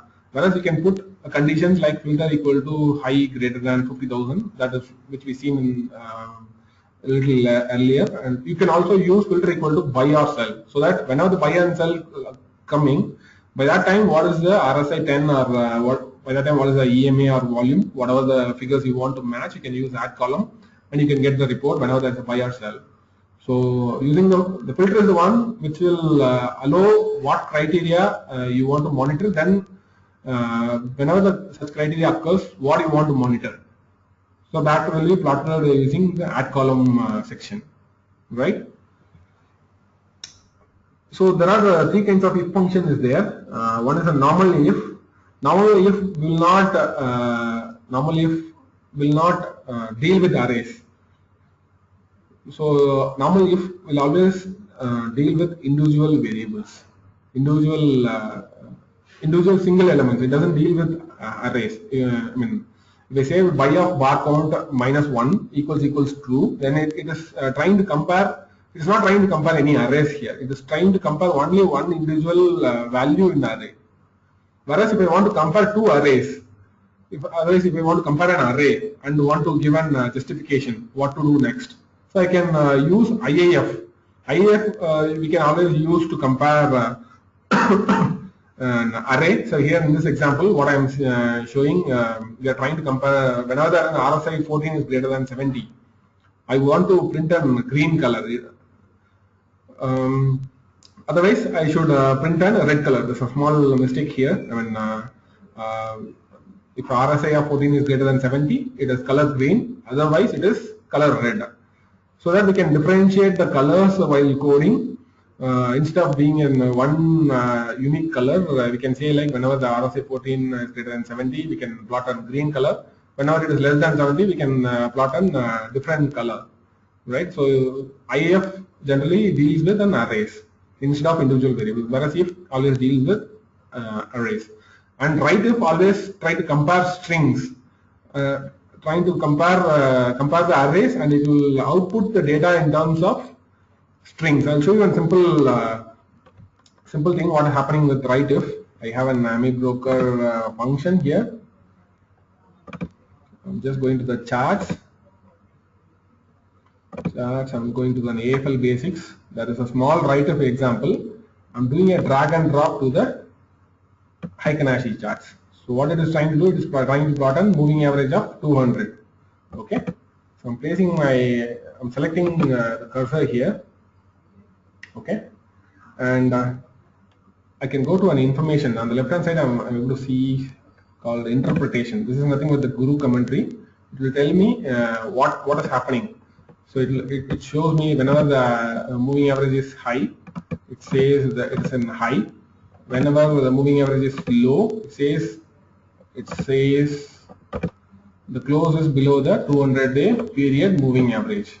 If I select the point wherever the moving average is high, it says the close is above the 200 period moving average. Using this, you can create your own guru commentaries using the simple write function, WriteIf example. So the WriteIf example is given here. So here we are comparing the arrays. Whenever the close is greater than moving average of 200, we want to print. We want to say to the guru commentary that the close is above 200 period moving average. Whereas whenever the close is below 200 period moving average, we want to say, hey, the close is below the 200 period moving average.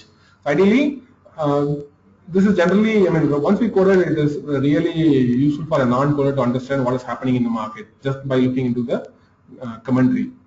The commentary section is enabled here in the interpretation. If the interpretation box is disabled by default, here you can just go to Windows and you can re-enable it from the Windows. You can click on interpretation.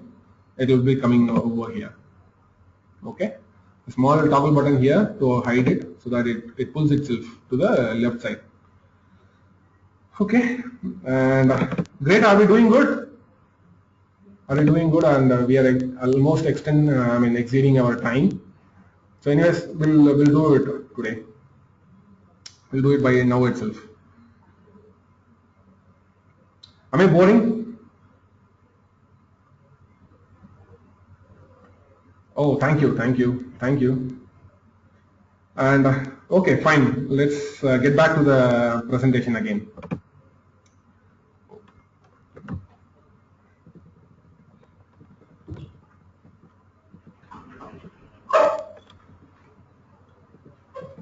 So let's get back to the presentation again. So we almost gone through all this stuff. So we try to compare all the three if functions.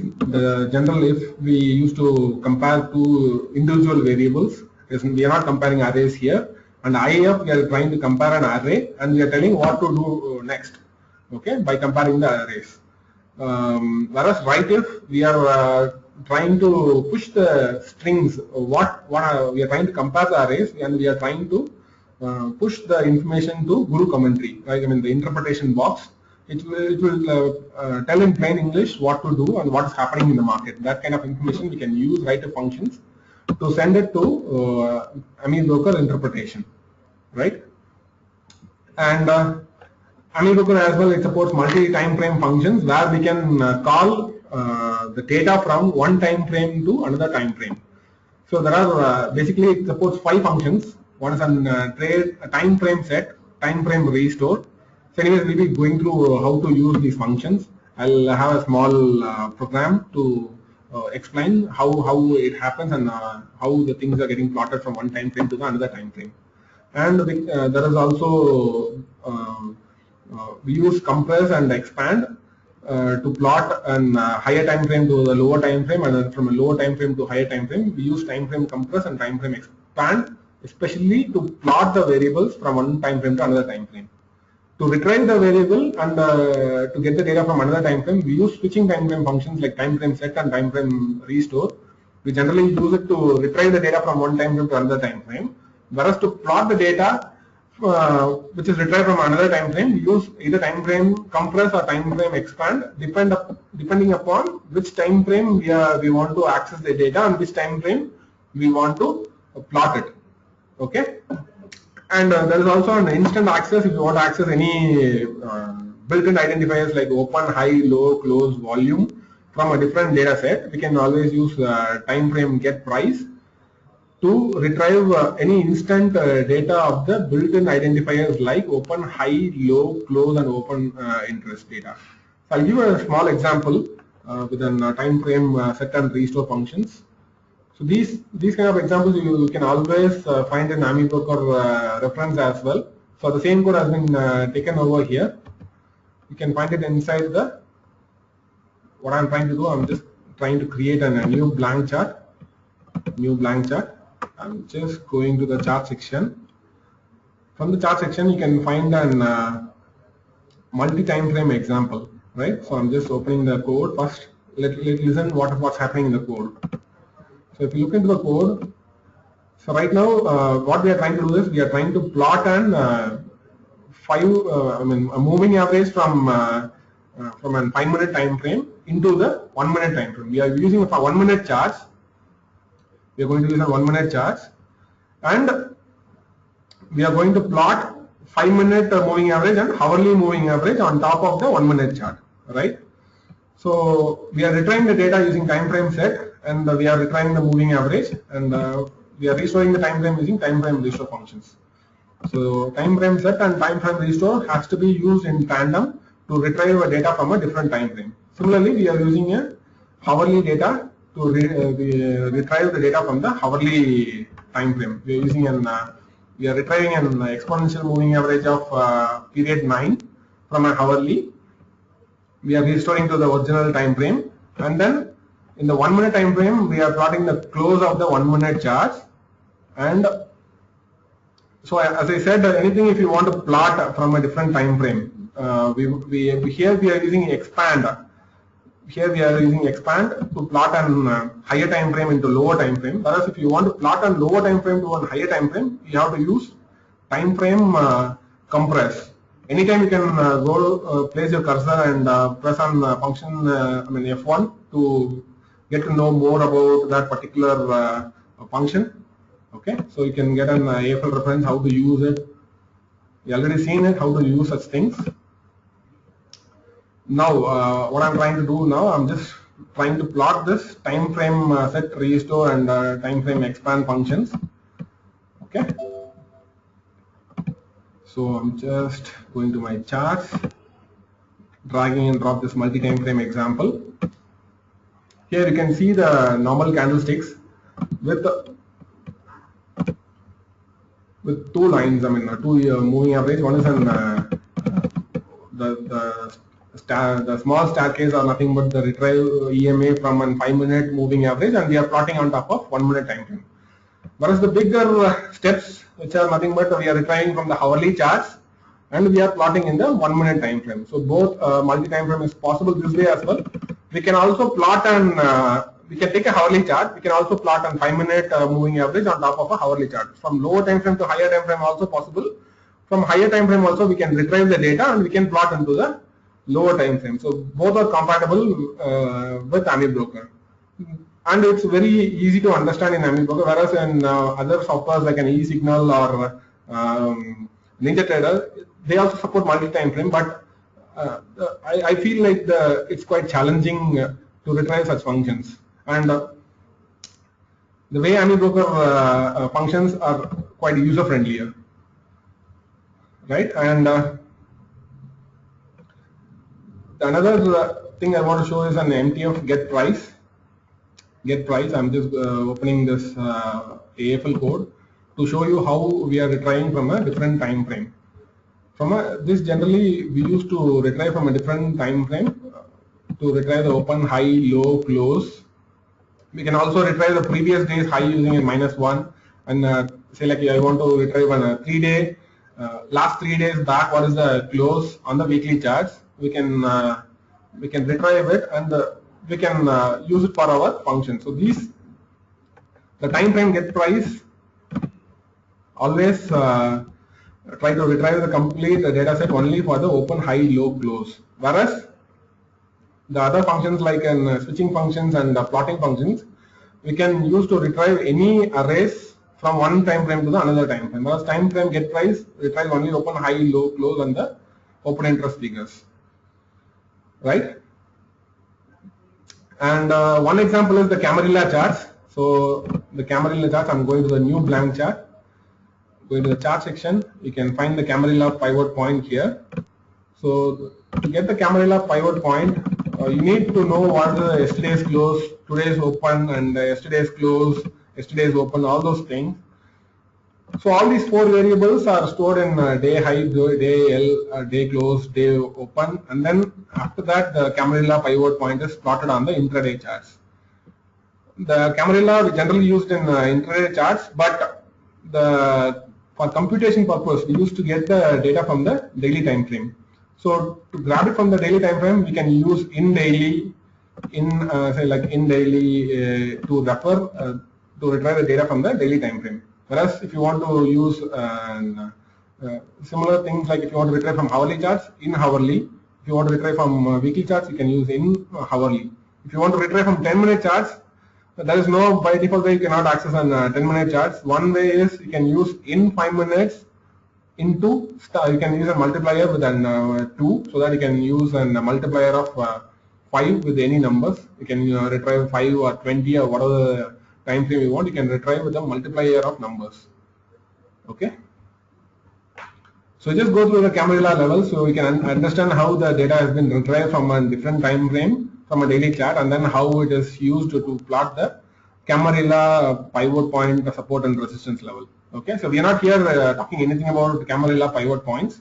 We are just a representation how to use multi-time frame into your coding strategies, right? Great. So we're done with multiple time frame setup now, and few more things are left. So I guess everyone is now comfortable with how to handle a switching time frame and how to use and compress expand function. If you're not comfortable, just go through the codes and you'll be able to grasp what it is very easily. Okay, and how to access a different time frame using a time frame get price. So these are the things which covers under multi-time frame functions. Okay, and so we already seen how to use multi-time frame using get price. I'm skipping this. Probably later we can go through the presentation. And now comes to the component of the trading system. There are 5 components of the trading system. Not everyone is mandatory, but the top 3 things are the mandatory. We need initial parameters. The initial parameters tells what is your initial money you are going to play with, and what is your brokerage. What is your mode of brokerage? Whether you are paying in percentage based brokerage or a fixed brokerage, or how many lots you want to trade, or what is your position size? Position size once again deals with how you want to play your position. Always you want to take a fixed lot, or you want to take a percentage based position sizing. So these are the things which has to be predefined in any kind of trading system. And of course, on top of everything, the trading logic is the one which is going to tell you when to buy, when to sell, when to short, and when to cover your positions, right? And there are other two add-on stuff which you can add, but that is not mandatory. But if you want to visualize anything, you can visualize using signals or pop-up alerts or something like a dashboard, right? So the top three things: initial parameters, trading logic, position size. If you are trying to design any trading system, these three things should be mandatory. And if you're not if you're not mentioning your position size, probably it will show you a different backtest results. If you're trying to end up with a different results, AmiBroker will not understand as long as you are defining your position size, how we are going to trade. Position size always try to tell how much you are going to play. It always says how much you want to play. Okay. Otherwise, by default, AmiBroker defaults a compounded value, so you might end up with an interesting results which will give you enormous profit or loss figures. But ideally, what kind of player you are, based on that you have to set up your position size, and so that you can get the correct figures while doing a backtesting or an optimization, right? We had gone through a couple of trading systems. There are trading systems like an super trend or ATR volatility. These are nothing but a trading system which contains all this stuff. If you look into it, it contains the position size, it contains the logic, it contains the initial parameters. Here we are not touching much into the initial parameters. We predominantly concentrated on the trading logic, and I'll give you some example how the position sizing has to be done based upon your risk profile. So this is an overview of a very simple trading system. On top of it, what you are observing is that the first two lines represents the position size and when to take the positions. So we can introduce a delay. We can say like if I say like the set trade delay is 1,1,1,1, it means I'm introducing a delay. Whenever the signal comes, I want to take it at the next bar open. Okay, the 1 represents here the open here. Always when the signal comes at the close, I want to take the next bar open as my entry point. If I say set trade delay is 0,0,0,0, so whenever the signal comes at that instant, I want to take the position. So if I represent 0,0, all the 0 represents close here and all the 1 represents open here, right? And here I'm just dealing with a fixed lot size. If I say set position size is 100, SPA share, I will be always purchasing 100 shares of Nifty or 100 shares of Bank Nifty. So you can tell AmiBroker, this is ideally you are telling AmiBroker like, hey, this is the way I'm going to play this is my trading style, and this is how I want to do a backtest. I always want to backtest only with 100 shares, whether it's a long or short. I always want to do one backtest with a fixed quantity. You can vary the quantity, or you can, if you want a different position sizing, there are a lot of different position sizing. We'll discuss on the next slide what are the different kind of position sizing we can do. Okay, and the next comes your trading logic. So this is the damn necessary things here, and AmiBroker by default you can all the initial parameters like an initial money or brokerage, everything can be determined into the code, or you can use the backtesting settings to set those initial conditions. Either the initial conditions can be set either in the AmiBroker externally, or you can code it internally as well. So both are possible. Whereas if you are coding inside, it will override your external values which you mentioned in your AmiBroker backtester settings. Okay, it's always whatever you mention inside the code, it takes priority. And there are various types of position sizing there. So I already gone through set trade delays. What is 1,1,1? We already told that we are introducing a 1 bar delay. We are taking a next bar of open as always as the entry point as well as the exit point. Okay. So the 4-1 represents for the buy, sell, short and cover. So all the 4 variables are delayed by 1 bar open. And below 3, you are able to see 3 kind of position sizing. One is an fixed share. Here in this first example, we are saying like 100 SPS shares means always we are playing with 100 shares of fixed quantity. Okay. And the second position sizing says like 10 SPS percentage of equity. I want to play always with 10% of my money. Okay, if I say like if I'm having an $1 million, I always want to play with 100,000 rupees. I just want to bet 100,000 every time. Means I always want to bet only 10% of my money every time. Got it? So whenever your money grows or your money declines, your position, say if you are in a loss, you lost from 1 million, you lost from $100,000. Probably you'll be left with $900,000. So at that time, your position sizing is once again 10% of your equity which you are having in hand. Okay. And if you want to deal always with a fixed amount of shares, say you always want to trade with 1 lakh of 1 lakh worth of money, then you can use a fixed amount of position size. Here it depends upon the pricing. So if the pricing is very little, you are able to get more shares. When the pricing is going high, you end up with purchasing very low number of shares for the given value. Okay, so if you want to discuss more about, if you want to learn more about position sizing based upon risk, the one more link has been given at the bottom, which explains how the position sizing can be done to control the risk, and based upon either based upon ATR based position sizing. There are a lot of methods and position sizing to understand, but these are the 3 basic steps, 3 basic position sizing to understand. One is a fixed quantity, fixed percentage, and another one is a fixed amount. Okay, but your position sizing can be dynamic in nature as well. But anyways, we are not covering that. It's quite little advanced at this point of time. So I'm limiting you to explore. I'm advising you to explore more on position sizing there.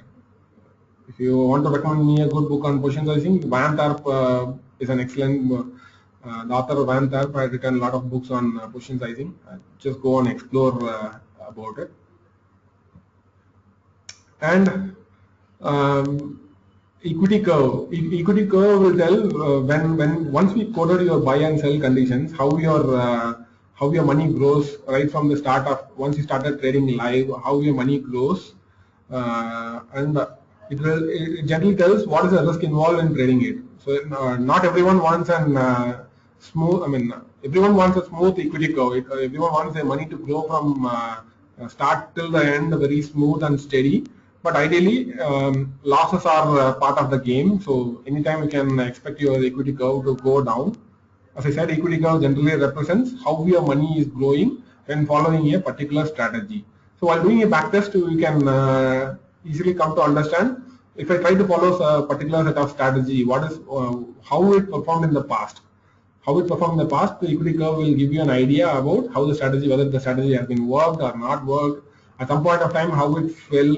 It gives you some sort of what is involved, what risk is involved in a particular trading style or particular time frame when we try to backtest.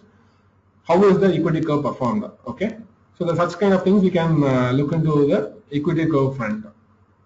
We are not covering much on equity curve, but we are not covering much on backtest and optimization at this point of time. It's the time is very limited here, so I recommend you to explore on the equity curve much on it. So to get any equity curve, you need to understand how to do an backtesting, right?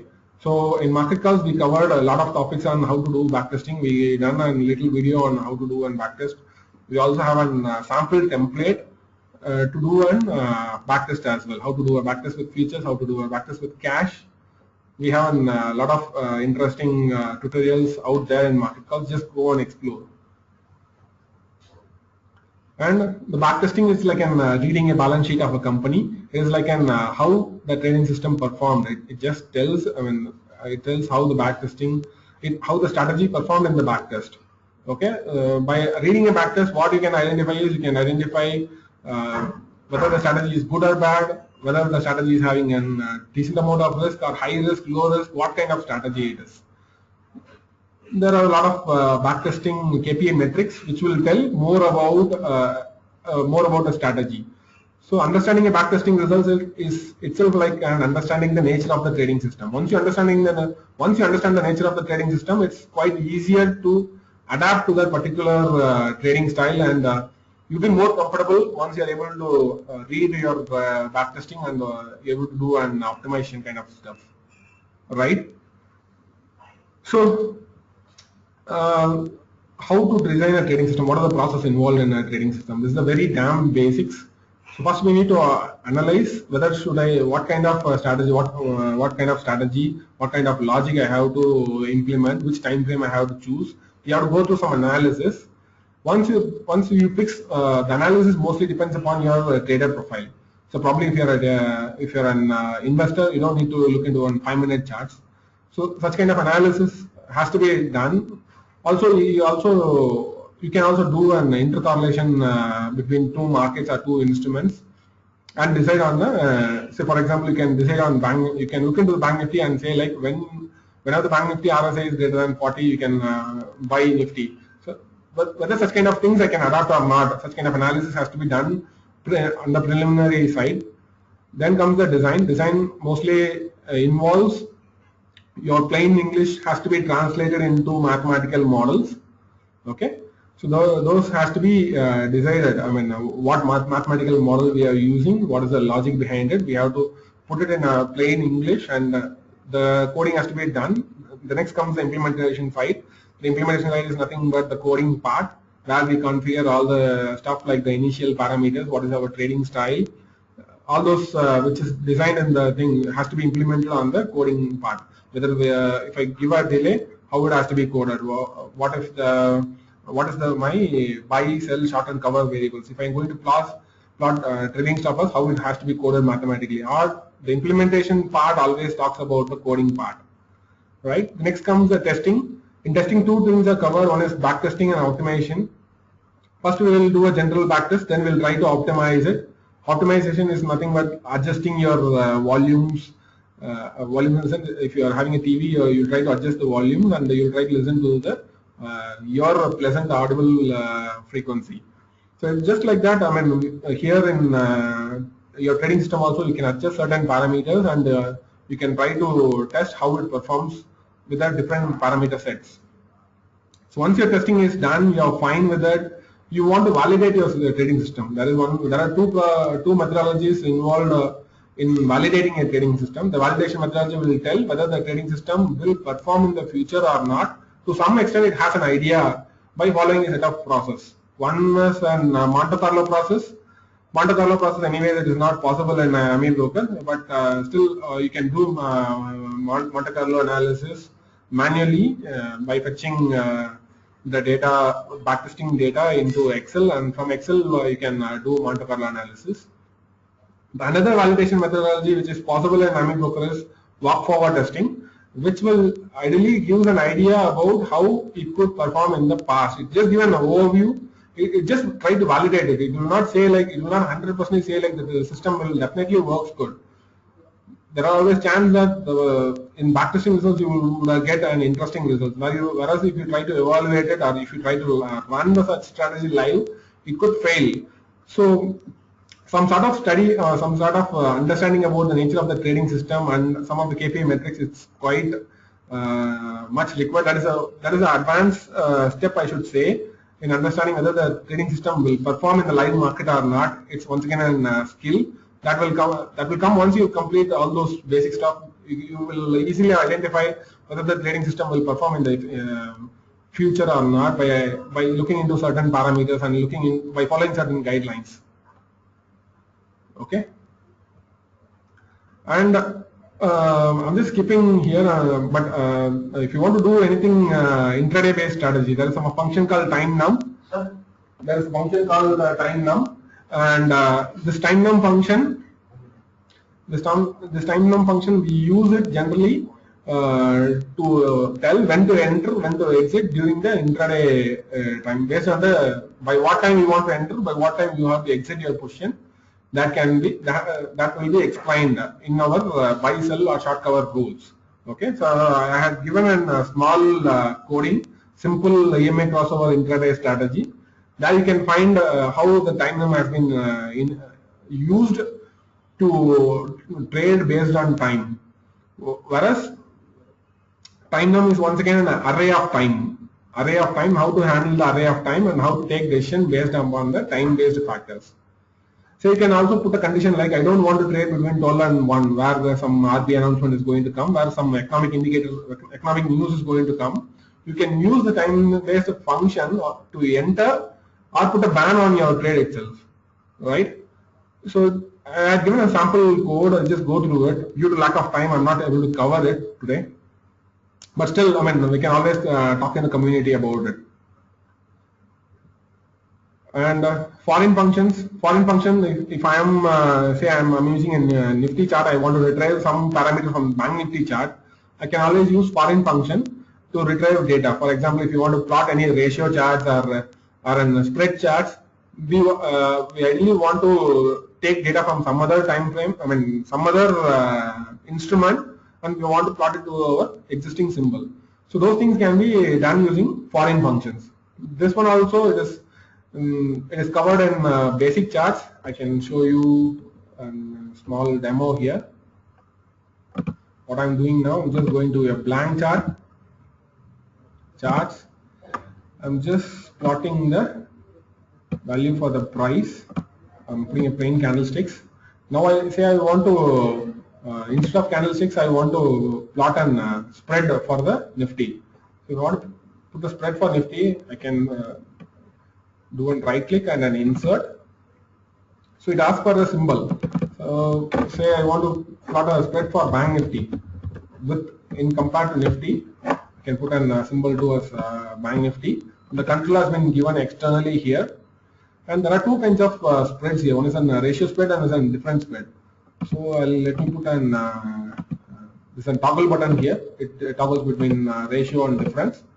If I select currently it is in difference mode, I can change it to ratio mode to identify the ratio. I mean the spread between Nifty and Bank Nifty here. Okay. So if I try to look into the code, it uses a set foreign function to retrieve data from some other variable. The variable is by default mentioned as Microsoft here, MSFT. But since the control is given externally using param str, we can control it from the chart externally itself. We don't need to look into the code to change it every time. Okay. So using the set foreign function, we are retrieving the Bank Nifty high open, high low, close volume, and then we are trying to plot a ratio charts as well as the difference charts. So we are using a param toggle to trigger between to switch between difference and ratio mode to plot the spreads, right?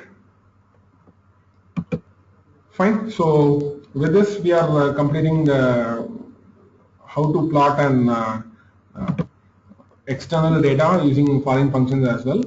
Generally, we use it in spreads.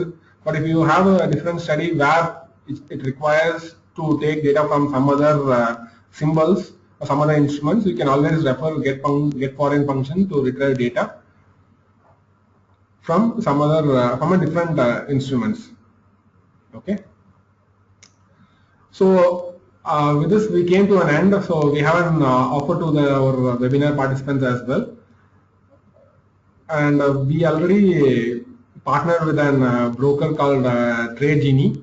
So what are the products you are taking from Marketcalls? I mean, we are a dealer of global data feeds. So if you are subscribing to any data feeds from global data feeds, as well as if you are having an account, if you are opening an account, this is applicable only to new people who want to open an account with Trade Genie. So whatever the subscription you are getting in a month or in a year, you will be getting an equal brokerage reversal of up to 50% of your brokerage will be reversed. And Trade Genie is a discount broker based on Bangalore. They have an exchange membership with NSE, BSE, MCX and M686. Probably you can contact my customer support team anytime from Monday to Friday on 9 AM to 6 PM. The customer support team number is mentioned over here. If you want, you can note it down. It's 09738383344. Right? So they offer an next trading terminal or a now trading terminal, and the brokerage is pretty low on thin, 20 rupees per order, right? So anytime if you want to use this offers, just call my customer support team, or you can also call TradeGenie directly to exercise this offer, and the offer is valid till 15th of April. Okay. And what else? So these are the recommended trading books. If you are a beginner, just follow the set of books. All the books are from Howard Bandy, an expert in AmiBroker as well as systematic trading, and it has been categorized on your level of trading. So if you are a beginner, go with this particular set of books. You can always find those books in Amazon, or always you can refer his Howard Bandy's website. His website is blueowlpress.com. Yeah, it's blueowlpress.com, right?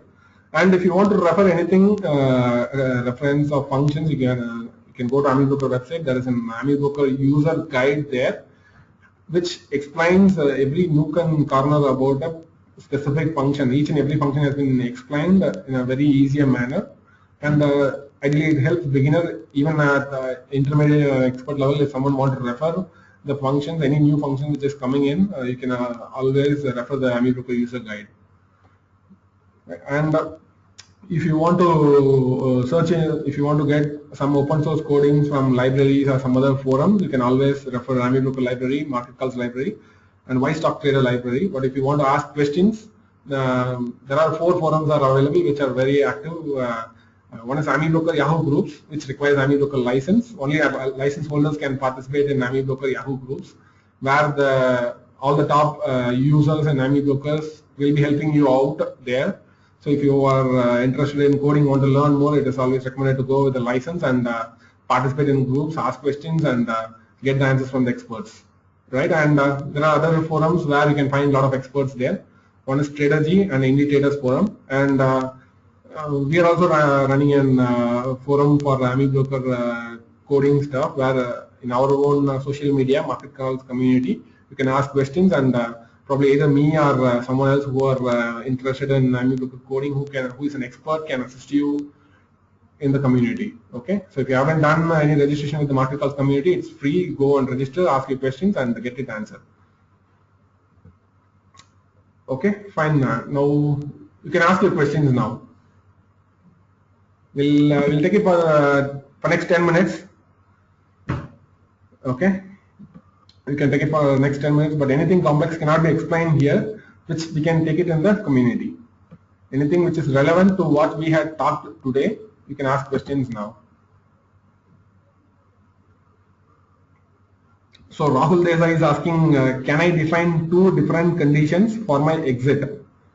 2 different conditions for my exit. Yes, you can define 2 conditions, but ideally those 2 conditions has to be combined with logical functions, like I want to look into one condition and also another condition. You can always use a logical AND or logical OR.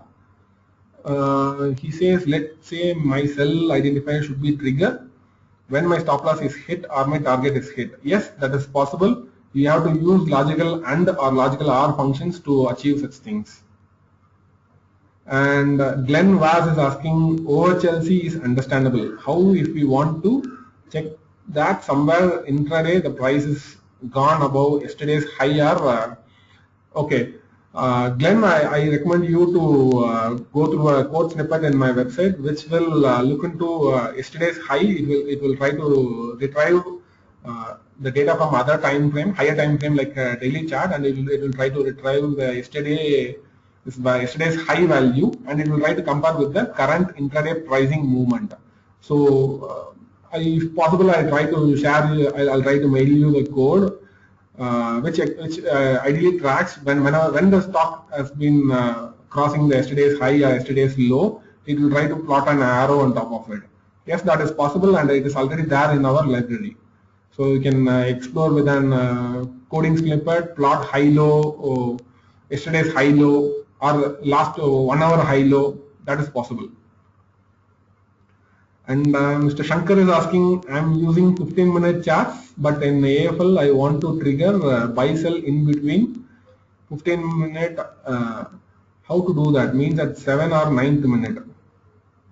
See, if you are Shankar, if you are trying to use if you're trying to use the current, if you're trying to compare with the current candle, whenever the condition matches, either even if it is a 15-minute chart, if it is matching at 7th minute or 9th minute, it will try to show an buy arrow. But when it reverts back, the arrow gets disappeared. Okay. So if you're comfortable with that, you can go with such kind of codings. But I always recommend try to ignore such things, because it is something called the current bar repainting. At the 7th bar or 9th bar, the condition matches, it shows an arrow. Whereas at the 10th bar, if it reverts back once again, the arrow gets disappeared. So instead of coding for the current bar, I always recommend you to code for the previous 1 bar previous, so that whenever the buy or sell signal appears, it always stays on the chart and it doesn't repaints. Okay. Okay, Rajan is asking, can exploration results can be saved in Excel? Rajan, it cannot be saved in Excel, but in a CSV format, yes, it is possible. From CSV, you can convert into Excel format. But by default, it contains, I mean, you can save exploration and scan results or backtesting results either in a CSV format or a HTML format. To convert into Excel format, you have to convert from CSV to Excel, right? And Sandeep Banparia is asking, is AmiBroker supports pair symbol analysis like Metastock? AmiBroker, yes, you can do an analysis like an on pair trading front. You can do something like an correlation is possible. AmiBroker supports an inbuilt function called correlation, where you can correlate between two pairs.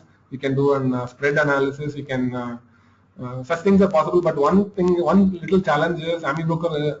You cannot do an pair test. Pair trading cannot be tested using AmiBroker. It is possible, but still it has its own little challenges. So I have done a small article on how to do a pair trading with AmiBroker. I had done it. You just Google it, pair trading AmiBroker Marketcalls. You will probably end in my website. Okay. So there, it's also there in my library as well. Mr. Hiren Desai, you are asking the same question.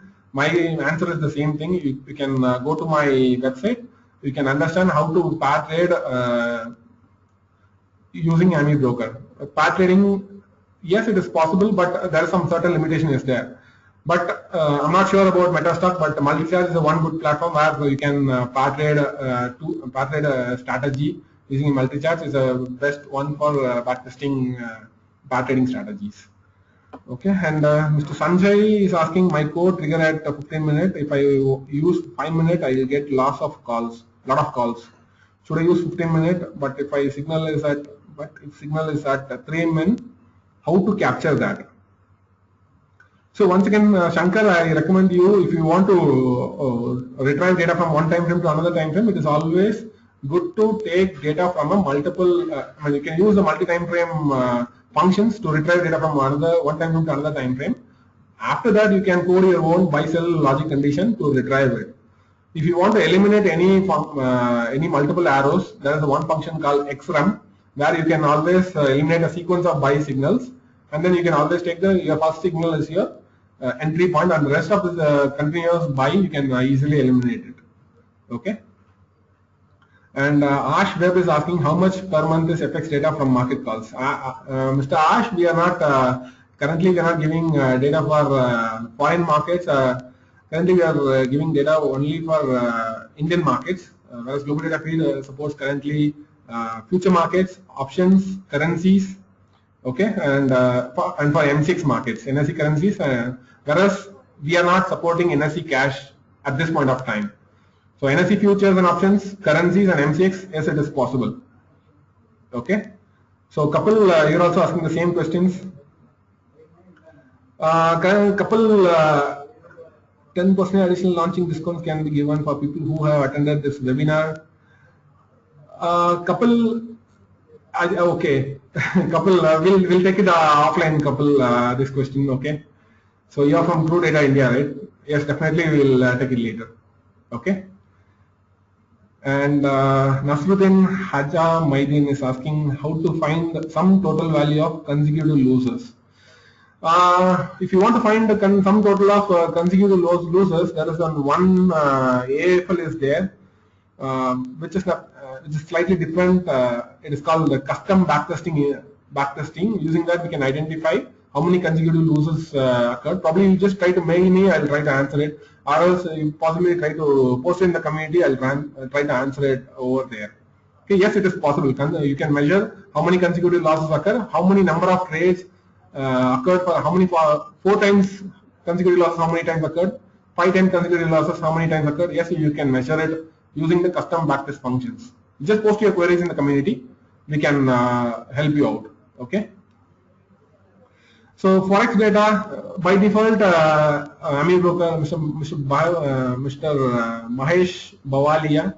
If you want an international forex market for AmiBroker, there is one way is you can retrieve from MetaTrader using DDE. If you're having any DDE connectivity with your trading terminal or with some other trading analysis terminal, you can always connect with your AmiBroker and you can retrieve the DDE data from from anything externally to AmiBroker. Using DDE, it is possible. The another thing is AmiBroker by default supports FinNam for retrieving international forex EOD data. If you want a real-time data, you can always get from eSignal for any international markets. They are providing Indian markets as well for M6, SX currencies, and for NSE currencies, USD, all the 4 pairs, all the 4 INR pairs, you can get using either global data feeds or NeoTrade Analytics. 2 sources are there who provides data for forex market for Indian markets especially. But if you want MCX currencies, only eSignal is providing at this point of time. Okay, and I can take 2 more questions. Nasruddin Haja Maidan is asking also, please tell me the difference between target loss and maximum trade drawdown. Nasruddin, this is not part of this current webinar. Probably we can take it in the community. I can explain you in the community. Okay, and so this session is we are talking about what we discussed. That is what the question I can answer at this point of time. Anything which is external, you want any other questions, any concerns, I can address in the community, right? And so close all questions. Mr. Shankar is asking, close all questions at 3:15 p.m. setting. How to do that? Which is there in Intraday. Yes, it is possible. As I said, Shankar, the time num function. Using that, you can close all your positions at 3:15 or whatever the time frame you mentioned. And I'll be sharing you a sample code called Simple Intraday EMA Crossover Strategy. You can find it in my library as well. I'll be sharing you the strategy where there's a prototype for any kind of entry or exit based upon the time-based conditions, right? Okay, moving on to the next question. Raghuram Reddy is asking, can buy or sell or short cover signals from indicators, charts like RSI, MACD, extrapolated on the chart price as arrows? I'm not pretty clear about your question, Mr. Raghunath Reddy. I'll once again read it. Can buy, sell, short cover signals from indicators, charts, extrapolated onto price chart as arrows? Yes, it is possible. Anything which is an array, on top of it, we can use an comparison operators, and we can compare. Say RSI is greater than 70, then you want to plot a buy. Such kind of things are possible. The thing is, you just go through the webinar. If you're not very clear, again, you just go through it. You will be able to achieve such kind of simple condition. You can able to plot over the charts. If you're struggling anytime, you can post your queries in my community, and people are there to help you out. Okay. Apart from that, there are a lot of other forums like TraderG, Indie Traders, where people would have posted similar questions. You just go and explore whether any people had posted similar questions or not. Go and explore it so that you can very easily get your solution beforehand before posting into Marketcalls community. Okay, but still posting your questions in Marketcalls community is welcome. Move. Shankar JV is asking how to do your AmiBroker to compare AmiBroker to NinjaTrader and MetaTrader. So one good thing with AmiBroker is, it is free. You don't need a license, but still, with certain features will not be enabled by default in a trial version. But still, the trial version can be used as long as you want to use. But only if you're getting a licensed version, then only you will get a support from AmiBroker team, right? If you want to compare AmiBroker with NinjaTrader, AmiBroker, if you currently for Indian markets, AmiBroker is the best tool to algo trade with your trading terminal. Like there are platform supporters like Symphony FinTech, Alphametrics are there to provide algo trading with AmiBroker or some other trading platform. But AmiBroker is predominantly used in India. Whereas if you are using an interactive brokers, you can always use AmiBroker or Intraday, but whereas MetaTrader is themselves an it's a MetaTrader is a platform for a forex broker. It's generally used by forex traders. In India, people are using only to do manual trading.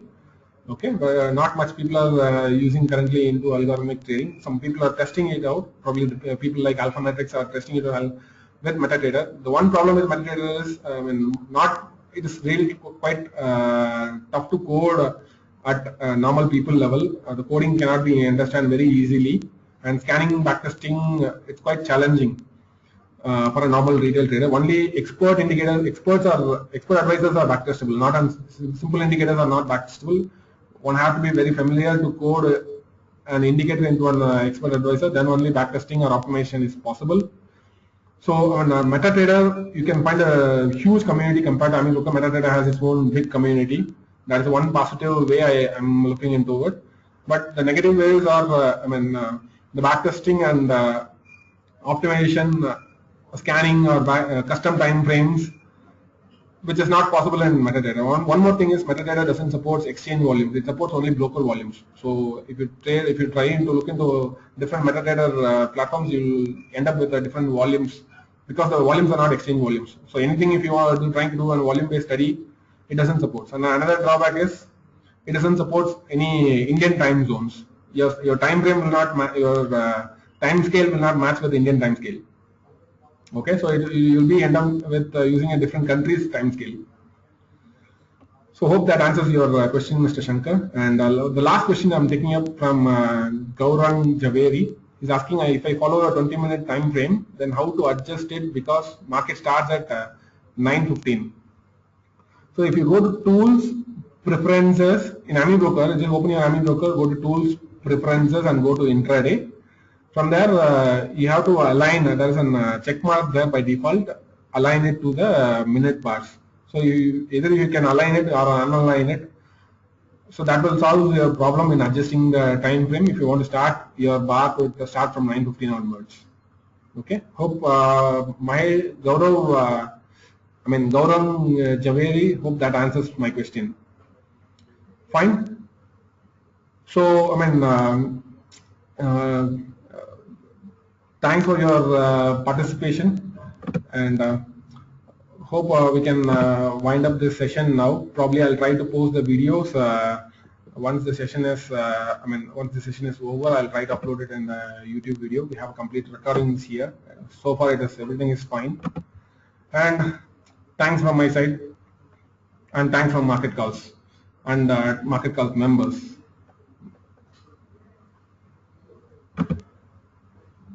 Thanks everyone for your participation. Bye bye.